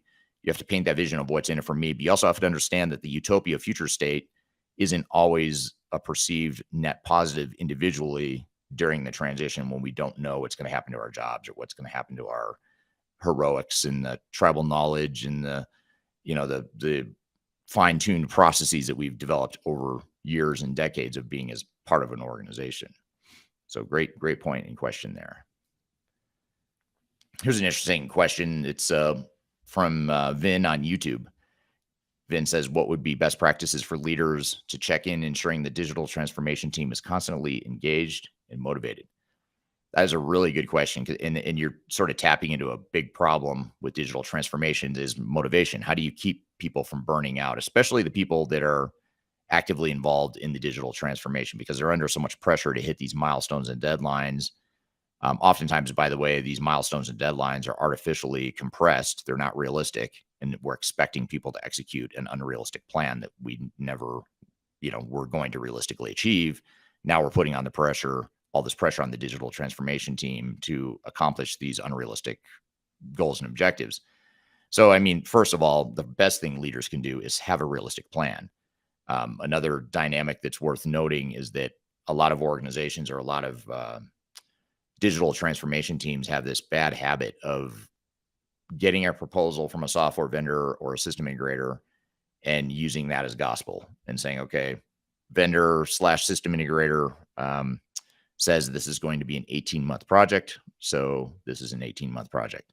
Problem is, vendors and system integrators are oftentimes overly optimistic or have unrealistic assumptions in how they got to that 18 months, and or they don't have a complete plan of all the things that are required to make that project happen. In other words, they are focused on what they need to do and what they can get done in 18 months. But that doesn't mean your business is going to change, and all this change management stuff we're talking about is going to happen in 18 months. It also, by the way, typically doesn't include other things like process improvement and defining process changes and doing the data migration and defining analytics and integration and architecture, all this stuff that oftentimes falls outside the purview of a system integrator or software vendor, but is super critical to a digital transformation. That stuff is more commonly or more often than not included in that initial proposal that they provide you. So now you get this 18-month proposal for $5 million, whatever the number is, $5 million to implement 18 months. Suddenly you use that as gospel. You put the expectation on your team. We're going to do this in 18 months and you've got $5 million to do it. Problem is, it was always going to take you 36 months and $10 million. That was always the more realistic number, but now you're expecting the team to get it done for less when it's not realistic. So that pressure is very real, and it adds up, and it can burn out a project team. And just in general, even aside from that dynamic, digital transformations are hard. It's a lot of work. There are just so many decisions and activities that need to happen during a digital transformation that can be overwhelming. People do get burned out. So a couple of things you can do is, first of all, set realistic expectations from the start. That's probably the most important thing you can do, because then you're less likely to put this artificial, unrealistic pressure on your team that's going to lead them to burn out faster. Secondly, is you want to make sure you have the proper amount of staffing and resources on the project, because one of the reasons why organizations and teams get burned out is because they don't have enough people supporting the project. They think that they can get by with just 5 people instead of 10, or 5 half-time people instead of 5 full-time people on the project. And they try to skimp, or what's more common nowadays in sort of this post-COVID world is that so many organizations are lean or leaner than they've ever been, and they just don't have the bandwidth or the internal capacity to take on one of these projects. And if that's the case, if that's just the reality, you cannot staff up your project any more than you already are. Then the other lever you can pull on is, well, instead of that 18-month project, maybe we do need to throttle back to 24 or 30 or 36 months and go at a steadier, slower pace, knowing that we don't have enough people on this project internally. And here's a dynamic you have to watch for: is you're going to get resistance externally from the organization, from your software vendor and system integrator, who's going to insist that you need to do it in 18 months and that you can do it in 18 months because they make more money faster if you do. So that, again, back to what's in it for me and economic self-interest, software vendors and system integrators are the same way. They're looking out for their self-interest, and oftentimes they are giving advice and making proposals that self-serve them, but don't self-serve you. And so you have to look at the reality of, or add a dose of reality to whatever plan you get from a system integrator or a software vendor, and you have to right size it for you. And if you're short staffed, you're lean, you don't have enough people to support this project, don't go in with that 18-month unrealistic project when you could extend that out to 24 or 30 or whatever you need to. Now, of course, you want to be aggressive. You want to manage the project. You want to make sure this doesn't turn into an endless cycle that doesn't go anywhere. You don't want that. So you do want to be aggressive. You want to have accountability. You want to have milestones, all that stuff, but you also have to be realistic about it. And too often organizations are completely unrealistic around all the assumptions. So that's, one of the other things you can do is just make sure that you have realistic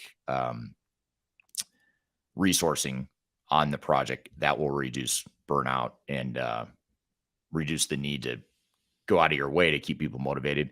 And also, there is some health to letting people cycle in and out of the project within reason. You don't want to turn over the entire team and have people, just staying on for 3 or 6 months and then moving out right away. But you can sort of selectively rotate people in and out. So you do bring in some fresh energy. And as people start to get tired, you can let them go. Some of them go back to their day jobs while you're rotating in others.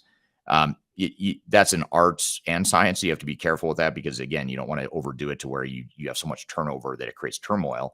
But there's a healthy amount of attrition on a project team to where you can allow people to go back to their jobs and also bring in new people, or, other team members that weren't a part of the project, but maybe have been part of the organization, bring them in to help support the project for periods of time. So that's something else you can do as well. So great question there around how to keep people engaged and motivated. The other thing I'd say too, as far as the engagement, to keep a digital transformation team fully engaged, you have to make sure the leadership team is fully engaged. Because if they're not fully engaged, if the leadership team is not fully engaged and they're not supporting and being actively involved in the project, the digital transformation team will lose motivation very quickly. But if they see the leadership team actively involved in helping make these decisions and they're sort of side by side in the, you know, in the battle, if you will, in the change management battle, that's a very powerful non-monetary way to incentivize and motivate a project team. So there's a lot of questions floating around here around measurement, you know, how you measure change. And what I'll say, maybe to simplify in the interest of time, is to say that, you know, those organizational assessments that I talked about earlier, the quantitative organizational assessments are a great way to quantify change. And those organizational readiness assessments where you're measuring different dimensions of change, like communication, collaboration, data exchange, perceptions of leadership, those are things that we actually quantify and we track over time. So you can see how the organization is shifting and evolving, and you can compare your organization to others. And when you have a consulting firm like ours at Third Stage do that, that allows you, you know, to kind of look at how do we compare to others and how do we measure to other organizations in terms of that resistance to change. So that organizational readiness assessment is a key way to manage that change or to measure that change management.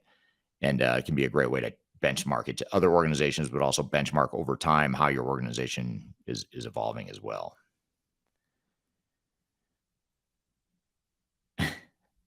This is from Devendra on LinkedIn. I just have to show it because I laughed at it. Devendra on LinkedIn says, "I like your voice, much similar to a robot voiceover." So thank you. I think thank you. I think you meant that as a compliment. So thank you.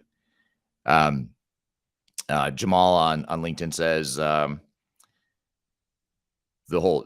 entire team should work to make it happen. I agree. You want the entire team to make sure that you're all committed to making that change happen. Here's an interesting question here. Actually, I don't know that I've been asked this question before, so I have to think of how I'm going to answer it. This is from Gassan on LinkedIn. He says, conflict of interest for a system integrator to say he or she is going to address the change management initiative. It has been an unbiased entity that can come in and say halt at any stage of the digital transformation project. So I think he's commenting or saying or suggesting that he thinks that it is a conflict of interest. And I do tend to agree, because change management is something that will absolutely have, what's the word I'm looking for? There'll be tension between the needs from a change management perspective and what a technical implementation team wants to do and can do. In other words, a technical implementer can implement technology. And let's say, I'm going to go back to my 18-month example. When they propose 18 months and they say we can implement technology in 18 months, they can. They could probably do it in a lot less time, actually. They could probably do it in 3 months or 30 days. I mean, if they put enough resources on the project, they can probably build the technology they need to build as fast as possible. But I don't want to say that's the easy part of the project, but that's not the time commitment. That's not the thing that's going to determine how long this transformation really takes. What determines how long this transformation is really going to take is change management, it's decision making, it's defining business processes, how long it takes us to make decisions around our business processes. It's figuring out how we're going to integrate the new technology to the legacy technologies that remain. It's figuring out how the data is going to be migrated into the new system. Those are the things that are going to turn the project from an 18-month project into a 24, 30, 36-month project, all the stuff I just mentioned. So it is somewhat of a conflict of interest to have a software vendor or system integrator come in and say, no, it's not going to take you 3 years. We're going to do this in 18 months. And they're indirectly or maybe unintentionally sort of putting a gun to your head saying, no, you are going to change it this fast. And when the change management team comes in and says, no, we can't change that fast, we need more time, a lot of times system integrators and software vendors will say, well, that's because you're resisting change and you just accept our best practices and you can do this a lot faster if you would just be quiet and just stop complaining about resistance to change and just do it. That's sort of, and I'm paraphrasing, of course, but that's the sort of the summary results that you often see in that tension between change management and technical implementation. Same can be said for all these other things I mentioned too, like data migration, process improvements, system architecture and integration. Those are all things that are going to create tension between sort of the reality of what it's going to take to get the digital transformation done right versus doing a pure technical implementation. We all have to remember this isn't like back, if you're old enough to remember the big Windows 98 migration, back when organizations were all sort of shifting from Windows 95 or whatever it was to the big upgrade to 98. A lot of times CIOs think, well, that wasn't that difficult. I mean, it was just sort of like we reinstalled the new operating system, and how hard can it be? This is different because we're not putting in a new operating system on everyone's computer. We're putting in massive wholesale changes to the way we operate as a business. That's the part that takes extra time. So that's the way we have to really think about it. So these are all great questions. There's a lot here we have not gotten to, and I apologize. I feel like we could have a whole nother session just getting through these questions here. In fact, Ghassan, as I was saying that, just had a comment here that I saw. He took the words right out of my mouth. Ghassan on LinkedIn says, need a part 2 of this podcast. Enjoyed it. Thanks, Eric. We will absolutely have to do a part 2 of this podcast, and I'll probably have to pull a lot of these questions back into the conversation. All right, that was a great conversation. Thank you for the audience participation and involvement and great questions as it relates to change management. A lot of stuff we didn't cover, we should cover in a future episode. We'd love to get to in a future episode, but that was a great 1-hour primer on change management in the world of digital transformation. We've got a lot more to cover and to debrief and dive into as it relates to that. But first, we're going to take a quick break. You're listening to Transformation Ground Control.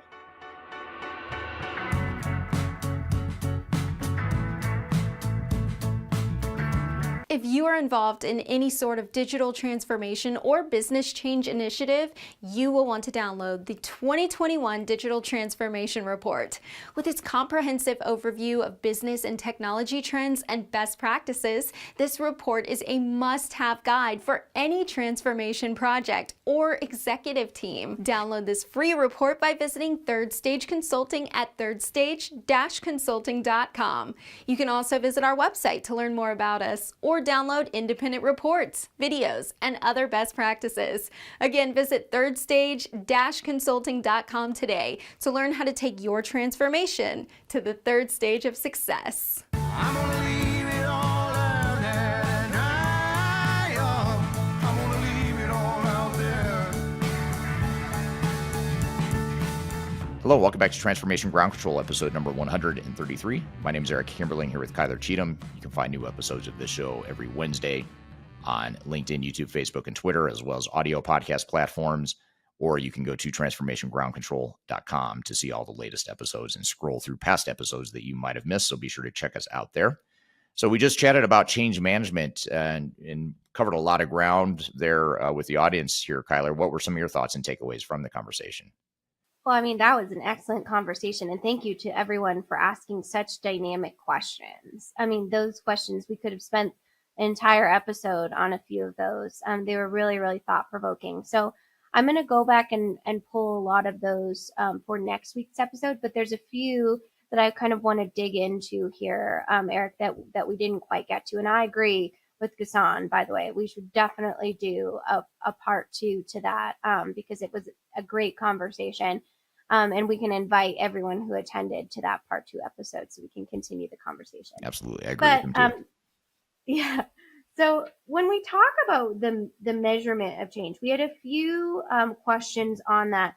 And I know you had talked about kind of the organizational assessment, but I thought I might bring that kind of full circle when it talks about organizational assessment and kind of what that comes to fruition about maintenance KPIs for change management. Because of course you can look at, what is your aptitude for change right now in planning for your implementation, which is a critical step. But is that the only change management metric and data pool you should be taking? Or what does that look like as far as kind of post-go live maintenance metrics? That's a great question. And we did not get into that in the conversation.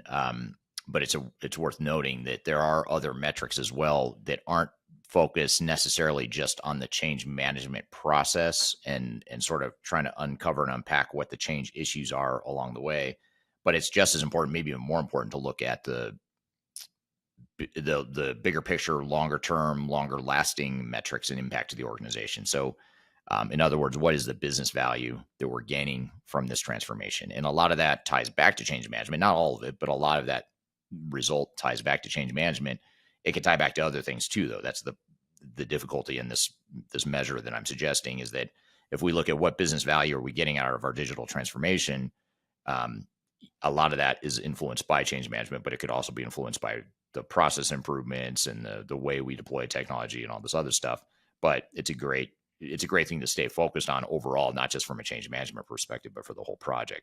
So that's a big one. Another one is, in addition to the longer term business value, is also to look at operational disruption and what the impact, that the potential negative impact to the organization is in the short term, and making sure we minimize that. So that's another measure that's important to look at, because it also helps leaders within an organization understand the risks and rewards of digital transformation. And usually we're focused on the rewards, but a lot of times we don't think about the risk. Like, what happens if we can't ship product, or we can't run payroll or close the books for X number of weeks or months after go live? What does that cost us as a business? And are we willing to live with that risk? And so that's a way change management can be sold to an organization too, is to minimize or mitigate that negative impact to the organization. So those are a couple ways to look at it as well. And I think those are excellent points, because a lot of times those are areas in which could be pain points or weaknesses in the overall strategy that the vendor doesn't want to talk about, right? That everything's going to go fine. It's going to be great. It's going to be perfect. But if you don't go through those scenarios and then you're experiencing them, obviously you can't triage that situation effectively. Kind of what we talked about, that proof of concept, and really laying out and mapping out those scenarios. Which brings me kind of to my next question. I know we talked about kind of vendors and change management, but we had a lot of questions around just overall alignment at the executive level, overall investing in change management. How would you address a board or an executive group of decision makers that say, yeah, change management would be nice to have, but we're going to focus the budget on the technical implementation and really focusing on that side. And if we have any issues, yeah, we'll bring in change management after the fact. How would you address that? Well, I'd say you could just cut to the chase and recognize you are going to have change management issues. So do one of two things: either budget for change management and include that in your budget, or if budget is finite, it's limited, which it is for a lot of organizations or most organizations, and you can't increase the budget to accommodate change management, then I would suggest you cut the scope and the budget for technology and invest more of that, move more of the chips on the table towards change management, because you're going to get a better payoff from change management investments than you are technology. You just are. You have to have technology, obviously, to enable some of the changes you're trying to make, but you don't need to go overboard. And sometimes it's better just to simplify the technology you're deploying and invest heavily or heavier in the change management piece. So I would say let's just cut to the chase and get to it, because change management is going to be a problem or a challenge. So let's figure out how we're going to address it. Are we going to add to our budget, or are we going to cut scope somewhere else? And if you're going to cut scope somewhere else, I'd say cut the technology, because quite frankly, that's the least important part of the project. It's the other stuff that's going to make the change stick. Absolutely. And I think a lot of that can be used through, I had popped in our comments during your conversation, our secret sauce guide to change management. A lot of that can be used to kind of create some ethos around that conversation of why change management is critical to the overall success of the project. So definitely would love to hear kind of your feedback on that. If you do have additional questions for Eric that you'd like us to address next week, please pop them in the conversation here. I think it's so important to have, a real transparent conversation on the importance of change management, and all of you created such tactical strategies that we'll definitely dive into in future episodes. So thank you for all of that great content, and thank you, Eric, for answering all of our questions. Absolutely. Yeah. Thank you for adding your questions as well, and for the follow-up conversation. Well, great. We'll have to do that in a future episode as well, a follow-up part 2 to what is change management, and we could probably do more than that even. So thank you for everyone for the great questions there. So we've got one more segment to get to here today. We're going to share with you an excerpt from my new book called The Final Countdown, which you can learn more about at thefinalcountdown.com. Kyler is going to share with us her favorite part of the book, so stick around for that. So we're going to take a quick break. We'll be right back with more Transformation Ground Control.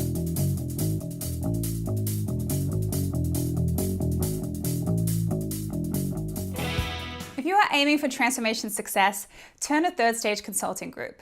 Third Stage's independent and technology agnostic consulting team helps clients define their digital strategies, define their roadmaps, and manage their transformations.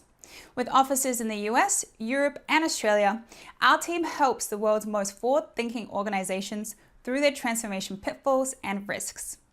If you are embarking on a digital transformation or business change initiative, contact Third Stage Consulting to see how we can help you reach the third stage of transformation success.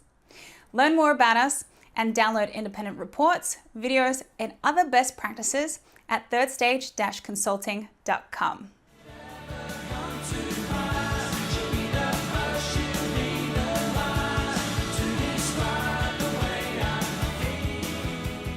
Hello, welcome back to Transformation Ground Control, episode number 133. My name is Eric Kimberling here with Cheatham.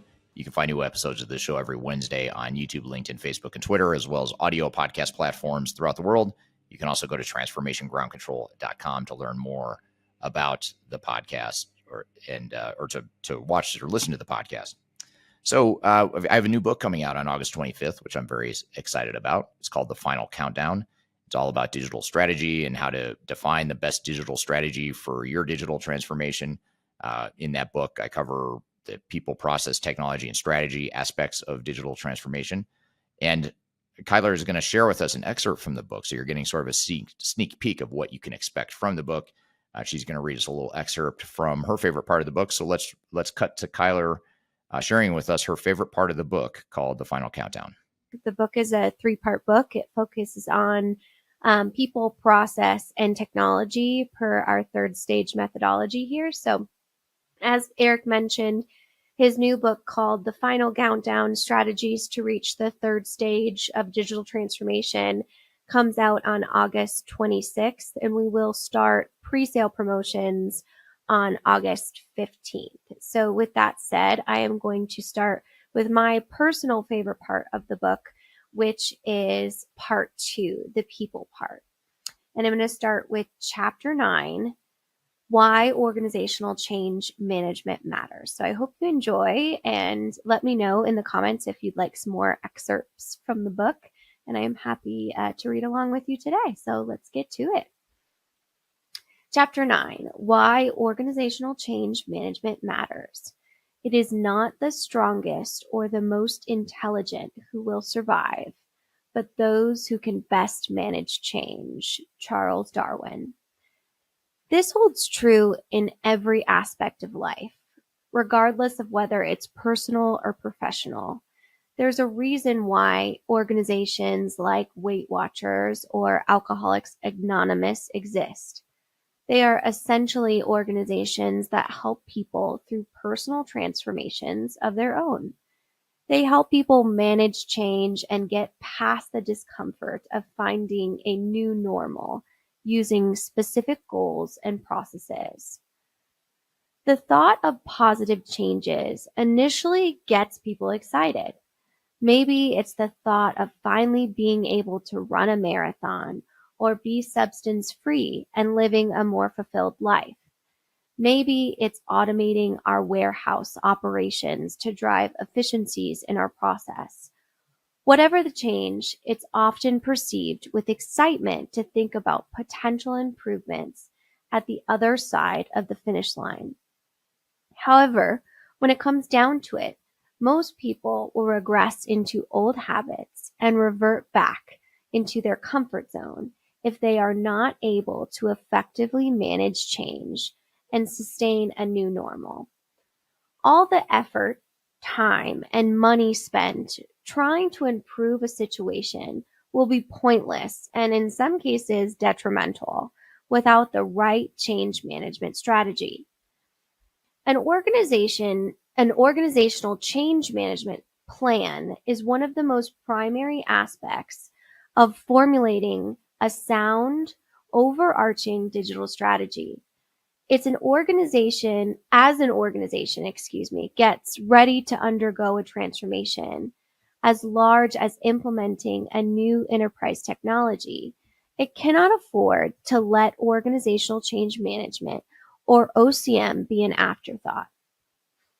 Many companies make the mistake of neglecting OCM until the middle or the end of a project, leading to gaping operational holes once it's time to go live. After all, technology is only a machine until it's powered by people. Without the support, understanding, and buy-in of those who power the technology and operate the processes, these high capital projects may flatline. Now, why is it that many organizations keep OCM by the wayside until they're deep into the project? It's simple: misalignment. Many times, those in charge are more focused on capital expenditures and meeting deadlines than they are ensuring their team will successfully adapt. They are simply not aligned on the significance of organizational change management. Change management is one of the most critical success factors for digital transformation, and yet it can be very difficult to sell an entire executive team and other key stakeholders on the concept of managing change as a part of greater digital strategy. This is particularly true with executives and people that don't have a lot of experience with organizational change management or with complex digital transformations in general. The following key points can help companies obtain buy-in from stakeholders and executives and enable their recognition of the need for a strong OCM strategy. If we take these points to the boardroom with us, we will better acquire buy-in from decision makers to pour into change management, just as they do into process management and software implementation. Define organizational change management. To understand what change management is, it often helps to start with what it's not. Change management is not a soft, intangible concept that will have the team sitting in a circle singing Kumbaya and making each other feel good. There is a lot more to change management beyond just training people on how to use the new system or follow a new process. In fact, we can argue that the success or failure of an organization depends entirely on how well the people behind the day-to-day processes acclimate to new terrain. Organizational change management is about intangible business results. It's about the impact that a given change will have on our employees and team members, and ultimately understanding how individuals and work groups within the organization are going to be affected. Once we understand what the change impact is, and more specifically, who will be impacted, we can craft target communications, training, and change efforts to fit the need. To keep it simple, organizational change management relates to any aspect of our business strategy that will take our company from where it is today to where it will be in 5, 10, maybe 20 years. It will also be people that drive process and technology. Without people, we simply have a process map and a machine. Change management prevents failure. During my career, I've had the honor of serving as an expert witness in high-profile lawsuits involving the largest software vendors in the world and entities that lost capital as a result of implementing their well-known software. Believe it or not, there is one common theme across all implementations that go to litigation: a lack of organizational change management. Often, it helps to share the exact sentiment with stakeholders to help them understand that change management is an absolute driver of success versus failure. As we discussed at the beginning of this book, there are two common layers that define success versus failure when it comes to digital transformation. One, implementing on time and on budget. Companies that don't invest appropriately in organizational change management will ultimately find that they will spend more time and more money on their implementation than they would if they had invested appropriately in organizational change management. Investing time and energy into a strategic organizational change management plan is absolutely critical to ensuring that we're successful in our implementation. 2. Operational disruption. The second dimension of failure, which is even more costly and more turbulent than the first, is the concept of operational disruption. This is what happened to Nike. Their operations became compromised, and in turn, they had to deal with the chaotic inventory displacement. Our organizational change management strategies mitigate risk to ensure that people, our operations, and our organizations are all operating in synergy. Without synergy, it will be nearly impossible to reach orbit in our future state target operating model. If our change management plan is strong, then the transition to new processes and technology will be seamless, that it's more of a non-event rather than a massive, chaotic affair. Change management optimizes business value. If we shift gears away from preventing failure and focus more on optimizing the investment, then the value in organizational change management will become even more apparent. There's a reason that most organizations don't manifest the full benefits they expect out of their technology. And 9 times out of 10, it's because the people utilizing the new technology are resisting the change. We'll dive into the different types of resistance and how to get around that resistance in the next chapter. However, before we dive into the premise and solutions of change resistance, it's important to tie our OCM plan to the business value that will come from implementing the new technology. As elevated or maximized on return in investment is one of the most powerful concepts to use when selling the importance of change management to our stakeholders, especially at the executive level. To explain how a return on investment will be maximized by incorporating a change management strategy, paint this picture at the conference table.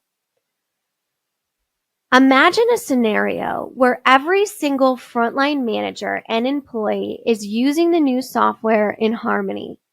Everyone is inputting data accurately, referencing the data as needed, and in turn, spending less time trying to solve problems in their day-to-day tasks. By driving these efficiencies for everyone involved, employees have more time to focus on other tasks. They will feel less stressed, and ultimately, bottom line productivity will increase. As a result, we'll see a direct increase in our return on investment. Now, imagine a scenario where there are a fraction of employees that are not utilizing the software at its full capacity. Maybe they weren't trained properly, or maybe they don't think the transformation is necessary, or maybe they are married to an old spreadsheet or process they created to get the job done, and now they are having a hard time pivoting away from it. Whatever the reason may be, we have some employees and managers utilizing the software to gather and track data, and some employees who do not. This could lead to holes in the data, inaccurate information being pulled across teams, and functionalities on the new software that are not being utilized as they should. In these situations, productivity will be bruised as inefficiencies are halted as a result to skewed data. There are some multiple streams of data and reporting attributed to the fact that some people are getting numbers from new software while others are getting information from offline spreadsheets. There is no single source of truth in this situation, and it holds the power to cause operational disruption, delays in the transformation project, and ultimately a loss in our capital investment. These scenario comparisons ought to help people get on the change management wagon to some degree or another. Okay, we're here with Kyler sharing an excerpt from my new book called The Final Countdown, which is going to be released on August 25th. You can learn more about that book at thefinalcountdown.com. She's got a bit more to get to here today, or more of the excerpt she's going to share with us here in just a moment. But first, we're going to take a quick break. You're listening to Transformation Ground Control. We'll be right back. When I wake up, well, I know I'm gonna be the man who wakes up next to you. When I go out. Hi, this is Eric Kimberling with Third Stage Consulting and your host of Transformation Ground Control. I want to encourage you to read our Guide to Organizational Change Management. It's a free report or free guide that we publish. It's one that I actually wrote that talks about best practices and lessons learned as it relates to change management. So as you know, on this podcast, we cover a lot of stuff related to the human sides of change, organizational change management, including training, communications, org design, all kinds of stuff as it relates to change management. So if you're trying to learn more about change management, or you're looking for more direction and ideas on how to get started on your change management strategy and your overall journey, be sure to check out this guide. You can read it by scanning the QR code on the screen in front of you, or in the links below for this particular podcast episode. You can find a link to take you to the page that will allow you to register to go ahead and download that and read it for free. So be sure to check it out. It's the Guide to Organizational Change Management, written by yours truly. I hope you enjoy it. Let me know what you think, and hope you enjoy the rest of this episode.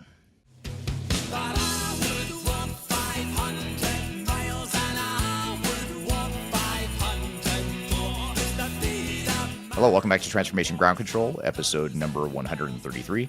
My name is Eric Kimberling here with Kyler Cheatham, and Kyler is sharing with us her favorite excerpt from the book called The Final Countdown. There's more that she wants to get to here, so let's dive back into the conversation. Standardizing growth. A global ERP organizational change case study. This case study explores the journey of a US-based global organization founded in the 1920s, which successfully implemented a Tier 1 ERP system to consolidate its legacy environments. With revenues exceeding $6 billion and a workforce of over 10,000 employees, the company faced the challenge of aligning its historic siloed business models with its founder's vision and culture. The Third Stage project team supported and played a pivotal role in assessing implementation readiness, guiding cultural transformation, and aligning the change with the corporate strategy, ultimately achieving global data and process standardization. The featured company is a renowned manufacturer and distributor of food products, fertilizer, and agricultural goods. Again, established in the 1920s, the organization maintained its commitment to the founder's vision and culture over decades, resulting in a sustained success and significant global expansion. However, as the company grew, it encountered challenges related to its operating in siloed environments, managing complex legacy systems, and ensuring consistency across its diverse business divisions. To address these challenges, the company embarked on a transformation journey by implementing a Tier 1 ERP system aiming to standardize data and processes globally. Project initiation and vendor selection. To achieve its objective of global standardization, the company initiated the Third Stage project with the support of Deloitte. The project team began by conducting an in-depth analysis of Deloitte's proposed implementation plan, ensuring alignment with the company's specific requirements and strategic goals. After a rigorous evaluation process, the organization selected a suitable Tier 1 ERP system that could meet its complex needs and accommodate its widespread global operations. Implementation readiness assessment. One of the critical early steps in the ERP implementation was to assess the organization's readiness for the change. The project team, in collaboration with Deloitte, conducted a comprehensive analysis of various aspects, including people, technical capabilities, and existing business processes. This readiness assessment allowed the company to identify potential challenges, areas for improvement, and key stakeholders whose support was critical for a successful implementation. Guiding cultural transformation. Given the company's deep-rooted history and the founder's vision, managing cultural transformation was of paramount of importance. The project team recognized the significance of preserving core values while embracing change and innovation. Guided by Deloitte, the company initiated a cultural transformation initiative that focused on communicating the benefits of ERP implementation, fostering collaboration between different business divisions, and encouraging a positive attitude towards change. Alignment with corporate strategy.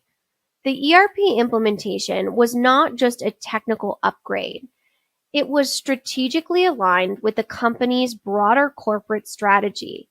The project team worked closely with key stakeholders and leaders to ensure the implementation of the ERP system supported the company's long-term goals and visions. By aligning the ERP implementation with the corporate strategy, the organization was able to gain executive buy-in and effectively prioritize resources. Standardizing processes and communication. A significant change from the historic siloed business model was the emphasis on global process standardization. The ERP implementation allowed the company to streamline its operations, eliminate redundant processes, and harmonize business practices across different locations. This standardization not only improved operational efficiencies, but also facilitated better communication and collaboration between business divisions, breaking down barriers that existed in that legacy environment. Results and benefit. The successful implementation of the Tier 1 ERP system yielded several positive outcomes for the company. Global data and process standardization. The ERP system enabled the company to achieve consistent data management and process standardization across its diverse global operations, promoting greater transparency and efficiency. Improved cross-functional collaboration. By breaking down silos and aligning communication, the company witnessed various improved collaboration and knowledge sharing across business divisions and fostering a more cohesive organizational culture. Enhanced decision-making. The availability of real-time data and analytics provided by the ERP system empowered decision makers with valuable insights, enabling data-driven decision-making at all levels of the organization. Streamline operations. The ERP implementation led to streamline and optimize business processes, reducing operational complexity and costs, and enhancing overall productivity. Through careful planning, cultural transformation, and alignment with corporate strategies, the company navigated the shift from its historic siloed business model to a more collaborative and streamlined approach. The ERP implementation allowed the organization to enhance efficiency, improve decision-making, and reinforce its founder's vision and culture while positioning itself for sustained growth in the competitive global market. Change management reduces disarray. One of the intangible benefits of dialing in on a change management plan as a part of our digital strategy is the simple fact that it will make our software rollout incredibly easier. It will make it simple to integrate new processes because we have alignment and everyone spearheading the change or part of the change is ready to adopt to the new day-to-day. No one likes going cold turkey. People need to ease in. As a leadership team, we need to hold their hands as they walk from one side of the bridge to the other, creating a plan for how and when to announce the change is coming, how to train accordingly to ensure everyone knows the game plan, how to get everyone excited, and even fine-tuning everyone's acclimation post-go live will drive the most seamless and effective digital transformation. At the end of the day, we're essentially creating an environment within our business that can scale. An organization grows faster than it would otherwise if it has a culture of elasticity and is ready to pivot when the company's process and technologies change. It is critical that a business has a sound organizational change plan in order to tie together all the different components of a digital strategy. Without it, it's difficult to craft a solid foundation for growth. In addition, a comprehensive change plan will also help us navigate the waters of inevitable resistance that we will experience from our team. No matter what our culture is, how big or small our company is, or how much software implementation will support our organization's growth, there will always be people who resist change. The problem is, it's this group of people reluctant to adapt to new ways of doing things that have the power to completely derail a digital transformation success. So, how can we identify and win over the people who do not want to change? Okay, we're here with Kyler sharing an excerpt from my new book called The Final Countdown, which is going to be released on August 25th. You can learn more about that book at thefinalcountdown.com. She's got a bit more to get to here today, or more of the excerpt she's going to share with us here in just a moment. But first, we're going to take a quick break. You're listening to Transformation Ground Control. We'll be right back. Could you whisper in my ear the things you want to feel? I'll give you anything. Interested in working for a company that truly values your unique skills and experience? Here at Third Stage, we don't hire based on resumes alone.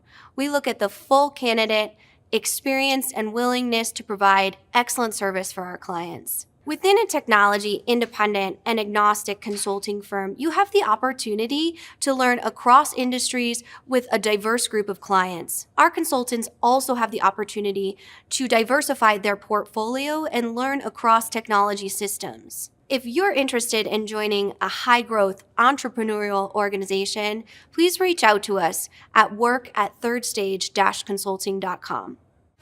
Anything you ever dreamed to be complete. Yes, pieces of nothing that fall. Hello, welcome back to Transformation Ground Control, episode number 133. My name is Eric Kimberling here with Kyler Cheatham, and Kyler is sharing with us her favorite excerpt from the book called The Final Countdown. There's more that she wants to get to here, so let's dive back into the conversation. Chapter 10, Understanding Resistance to Change. Change is the world's one constant. We live in a world that is ever evolving. Not one thing in life will stay constant through time. Yet even with the promise, humans still face challenges when it comes to withstanding change. Take Fred, for instance. He's a guy who loves cheeseburgers and milkshakes. Year after year, his wife will tell him to opt in for more vegetables to help him slim down and get healthier. When Fred thinks about it, he gets excited. Who doesn't want to have more energy and feel more confident? Why wouldn't I want to be healthy? He's on board for a couple days, but then Fred drives past his favorite burger joint on his way home from work. He says to himself, one more burger won't hurt. His wife isn't here to give him a hard time. It will be fine. The next thing you know, he's eating burgers and milkshakes regularly again. It's his habit. It's his feel-good food. It's his comfort zone. This continues until Fred goes for his annual checkup and is told by his doctors that he is at risk for a major heart attack, and the only way he'll turn around is if he adjusts his diet. Things suddenly become more serious for Fred, and he finally cuts down on those cheeseburgers. He realizes that in order to stay alive, and be here for the people he loves, he needs to push past the discomfort and build new habits and new likings. For Fred, the decision to adapt to a change to his day-to-day is rooted in the deep psychiatric motivator that his life literally depends on making a change and getting used to a new normal. It's hard to get behind changing a habit that is easy, familiar, or enjoyable. It's the comfort zone that cripples people in moving forward.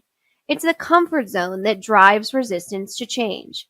Yet the comfort zone is where the vast majority of the world's population likes to live.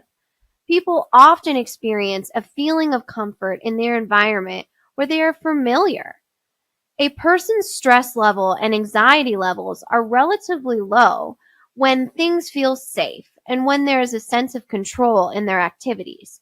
To step out of this mindset is a challenge. The psychological toll that change will bring to those who will endure it is too often an afterthought of those who are leading the change. The irony is the lack of consideration is oftentimes the leadership team slipping into a comfortable thought of their own that technology and processes will be the silver bullet that solves everything. Sorry to break it to you, but there's no such thing as a silver bullet when it comes to creating a digital strategy. It's time to shift that paradigm as a leader. It's time to stretch our mindsets. It's time to understand that the concept of change is easier discussed than implemented. When it comes to time for Phil in accounting to change his entire process when running through accounts receivable, there may be pushback. It's true as the sky is blue. The question is, how much pushback? Mastering perseverance through resistance to change is what will set apart the good from the great. To get past resistance to change, we first need to know how to identify resistance. Think of the concept of resistance as the iceberg that brought down the Titanic. Only the tip of the iceberg was apparent to the human eye, but it was a giant mass beneath the surface that caused the most damage and ultimately sunk the ship. Every story of resistance to change mirrors an iceberg. There will always be a small group of people that express or have expressed resistance, making it apparent to the naked eye. Maybe they're vocal about it to the management team or through a survey, expressing that there is no need for change and everything is functional well as it is. Maybe it's people who have shown resistance to different types of change in the past. Regardless of how it's realized, it's the employees that are intentional and obvious about their resistance to change that are the tip of that iceberg. The struggle comes when employee resistance is unrealized and unintentional. Let's look back again at Fred's story. The thought of change excited him. He wanted to feel good and look good, but when it came down to it, he would revert back to his comfort zone. A parallel story can be told about some of the employees on our team that will undergo a change in their duties, whether it's their day-to-day processes or the technology implemented in an attempt to streamline their responsibilities within the company. This is unintentional resistance and makes up the vast majority of the resistance to change we will experience through our digital transformation project. When an organization initially announces a change, excitement is typically at its peak. Nearly everyone will buy into the dream, the promise of more seamless operations, the potential of higher revenues, increased commissions, less busy work, etc. The possibilities are endless. It creates momentum that gets nearly everyone in the organization excited about what's to come. However, as the implementation progresses, some who were once excited will become threatened. Many times, automating an employee's responsibility will make them question what their role will look like once the implementation is completed. Questions will begin running through their mind and their excitement will sour. They'll wonder, will I still have a job? What about the spreadsheet I made that has been a hub for my team all these years? Am I going to need to learn a new skill? Before we know it, their perspective swiftly shifts into a fear mindset that drives resistance. It's these individuals who will resist the change more than anyone else. It's those who unintentionally resist that have the power to hinder a digital transformation and deflate the potential of a successful software implementation. When we begin crafting a digital strategy, it's important to be mindful about these two types of resistance. They will always present themselves when implementing any type of change. The tip of the iceberg, intentional resistance, is visible to all who pass by. However, the unintentional resistance that lies below the surface is far greater in magnitude than what appears to the eye. It poses a much larger threat to the success of the implementation. Example of intentional resistance. The head of sales of an organization decides it's time to implement a new CRM that will help his sales team track all of their leads and walk new clients through the sales process in an efficient and effective manner. His star salesman, however, is used to simply going to events, networking with prospects, and connecting with leads to the business development team via email or text. It's quick and simple, and it seemed great success. During a meeting to discuss the concept of incorporating a new CRM, the salesman states his hesitations. He believes that adding a CRM will only create busy work, since he would need to enter all the lead data rather than connecting with people via email. Example of unintentional resistance. Phil in accounting has a beautiful spreadsheet that he created that has helped him track his work for the past few years.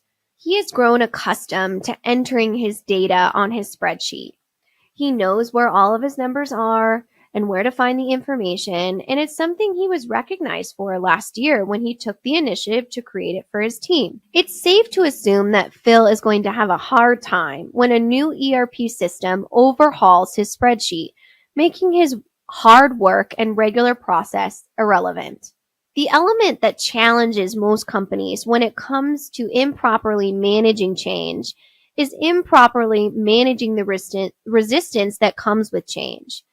A company can spend millions of dollars implementing new technology, but when the transformation is complete, there will always be a group of employees that becomes proficient at finding workarounds to the new process in place. They will continue utilizing their tired and true spreadsheets and documents that they utilized prior to the transformation. They will always skip the data entry process and just forward information on as they always have. Whatever their comfort zone, they will always find a way back to it until they have a reason not to.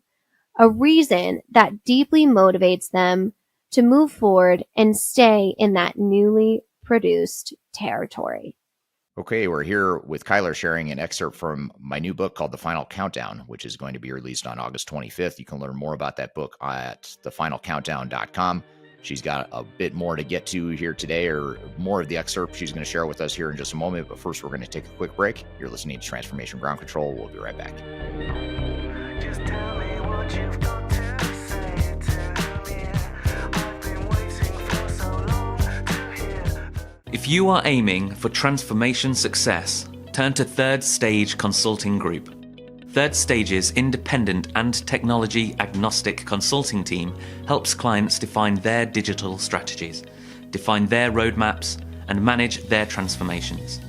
With offices in the US, Europe, and Australia, our team helps the world's most forward-thinking organizations through their transformation pitfalls and risks. If you are embarking on a digital transformation or business change initiative, contact Third Stage Consulting to see how we can help you reach the third stage of transformation success. Learn more about us and download independent reports, videos, and other best practices at thirdstageconsulting.com.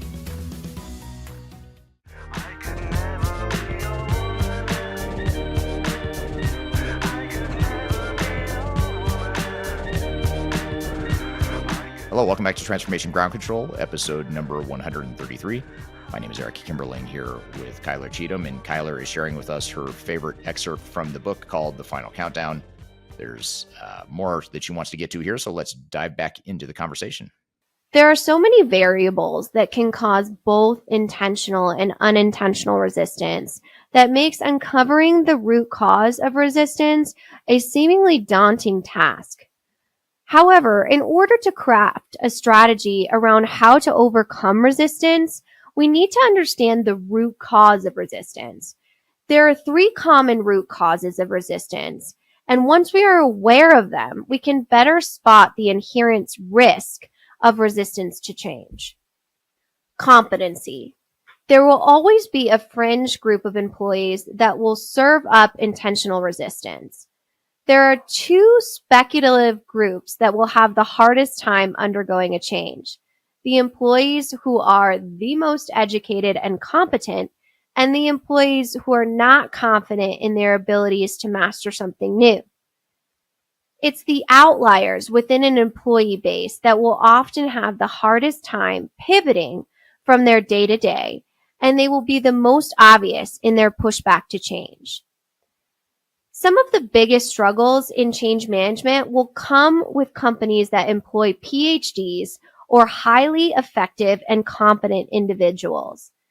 These individuals have so much faith in the way things work in the current state that they often shy away from adopting to something new. Unintentional resistance will be scattered amongst the rest of the employee base, but this group will typically be vocal. Misunderstanding. If people do not understand what they are being asked to do or why they are being asked to do it, they will likely resist. When there is not a clearly defined and positioned explanation of what is next, or if there is any fog surrounding how the future state will support those who will be losing their sacred spreadsheets, they will likely resist. This is where generic communications can derail a project. We cannot approach a change with a uniform blanket message to cover every team the same way. Change affects different departments, functional areas, geographies, and even individuals differently. The communication to each channel should have a cohesive message, but the carrot will likely need to be different for each department. Each department is motivated by something different. For example, those in sales are more money motivated. Those in accounting are more motivated by efficiencies and discipline of busy work. Having a clear, distinct message that is communicated properly is the first step to tackling any resistance that might come up during a change, if for nothing else, to ensure everyone is on the same page and understand what's happening, when it's happening, and why. Misalignment. We often talk about how misalignment can destroy implementation efforts. The threat of misalignment also extends into the workforce, the teams that will actually utilize the technology.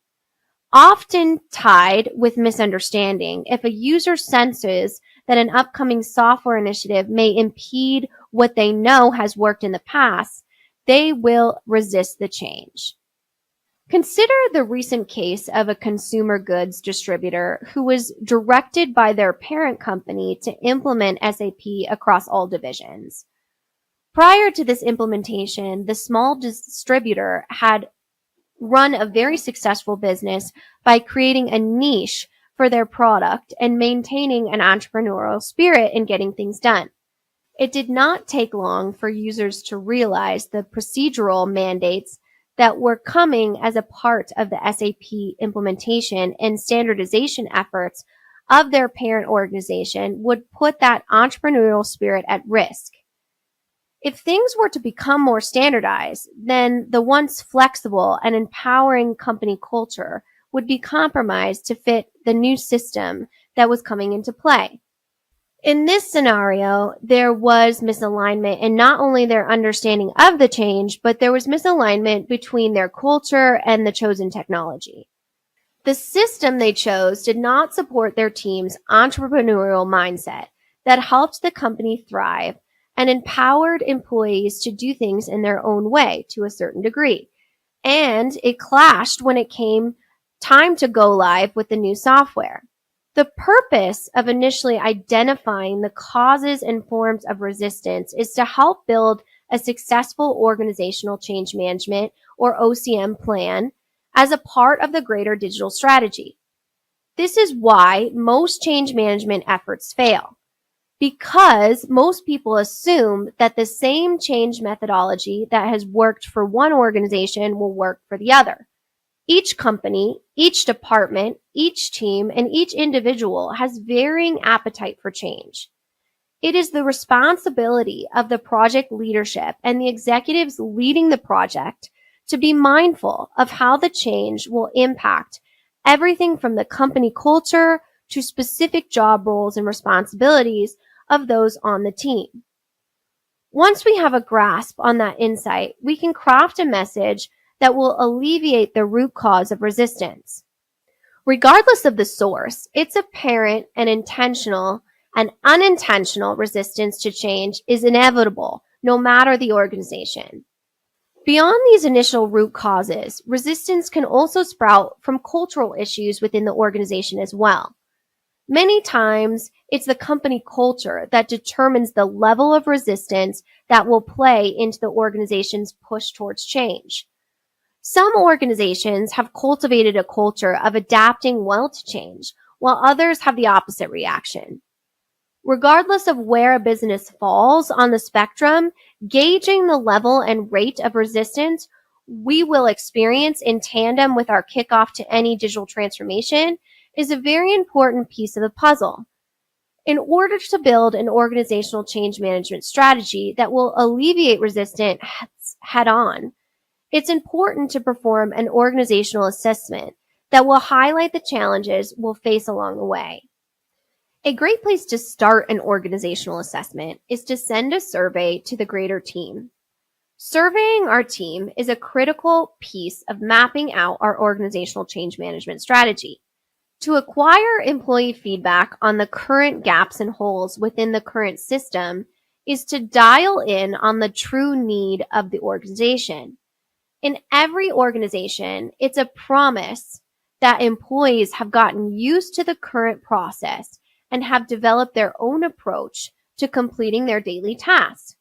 To survey our team is to measure their mindset.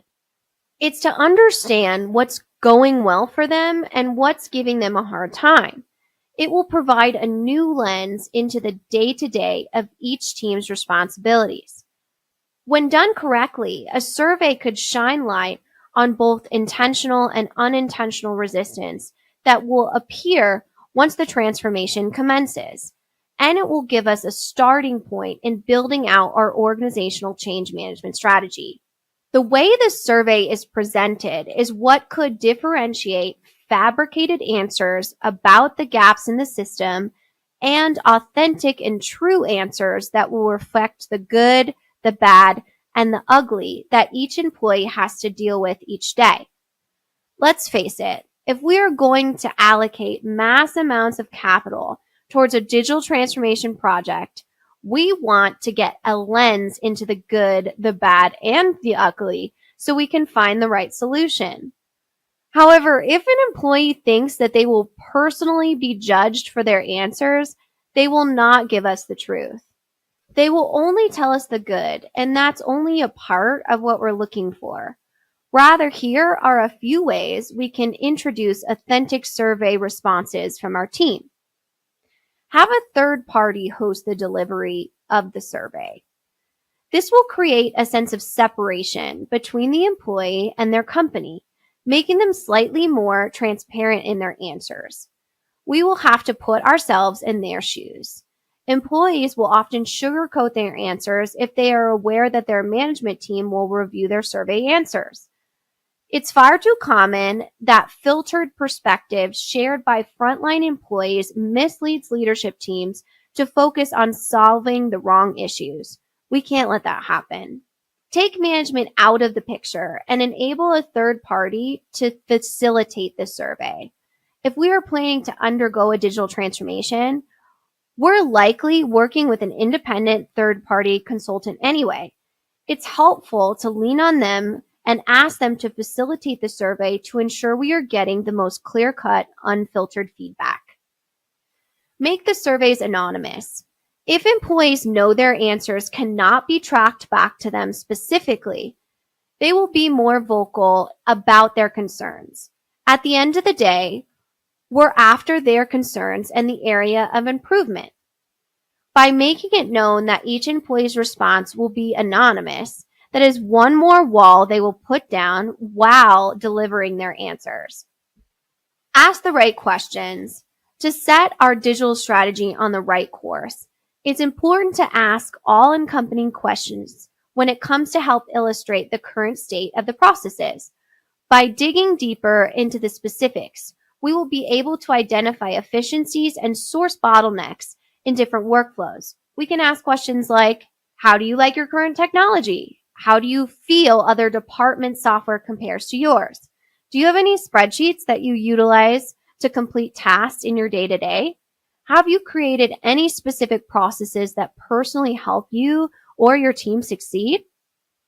Throughout the survey, it's also an opportunity to garner feedback regarding our company culture, including scaled or rating questions that will frame the organization's understanding and perspective of the company culture to help determine our team's appetite for change. Have employees score different attributes of the organization around team dynamics, trust between team members and leadership, and what am I saying? Have employees score different attributes of the organization around team dynamics, trust between team members and leadership, and what they believe the company values are in their culture. Once we have this information, not only will we have better insight into the needs of the organization, but we will also shine a light on the tip of the iceberg. We will get a feed for what might come up unintentionally as well. Resistance, both intentional and unintentional, will become fairly apparent after proper surveys are completed. Once the substance below the surface is measured and analyzed, it becomes more intuitive to dial in on effective organizational change management plans. This was chapter 9 and 10 of The Final Countdown, written by Eric Kimberling, narrated by Cheatham. Pre-order your copy as of August 15th in the forum below and on Amazon. Thanks so much for joining me, and I hope you liked it. All right. Thanks, Skylar. That was interesting stuff. And hopefully you enjoyed hearing her favorite excerpt from my new book called The Final Countdown. You can learn more about it. You can get on the pre-order list to be notified when the book is available for pre-order by going to thefinalcountdown.com. And I'd love to hear your feedback on the book as well. So be sure to check it out, learn more about it, and register to be notified when the book is released. Again, thefinalcountdown.com. So great episode here today. Thank you, everyone, for being part of it. And thanks for all the great engagement and conversation here today.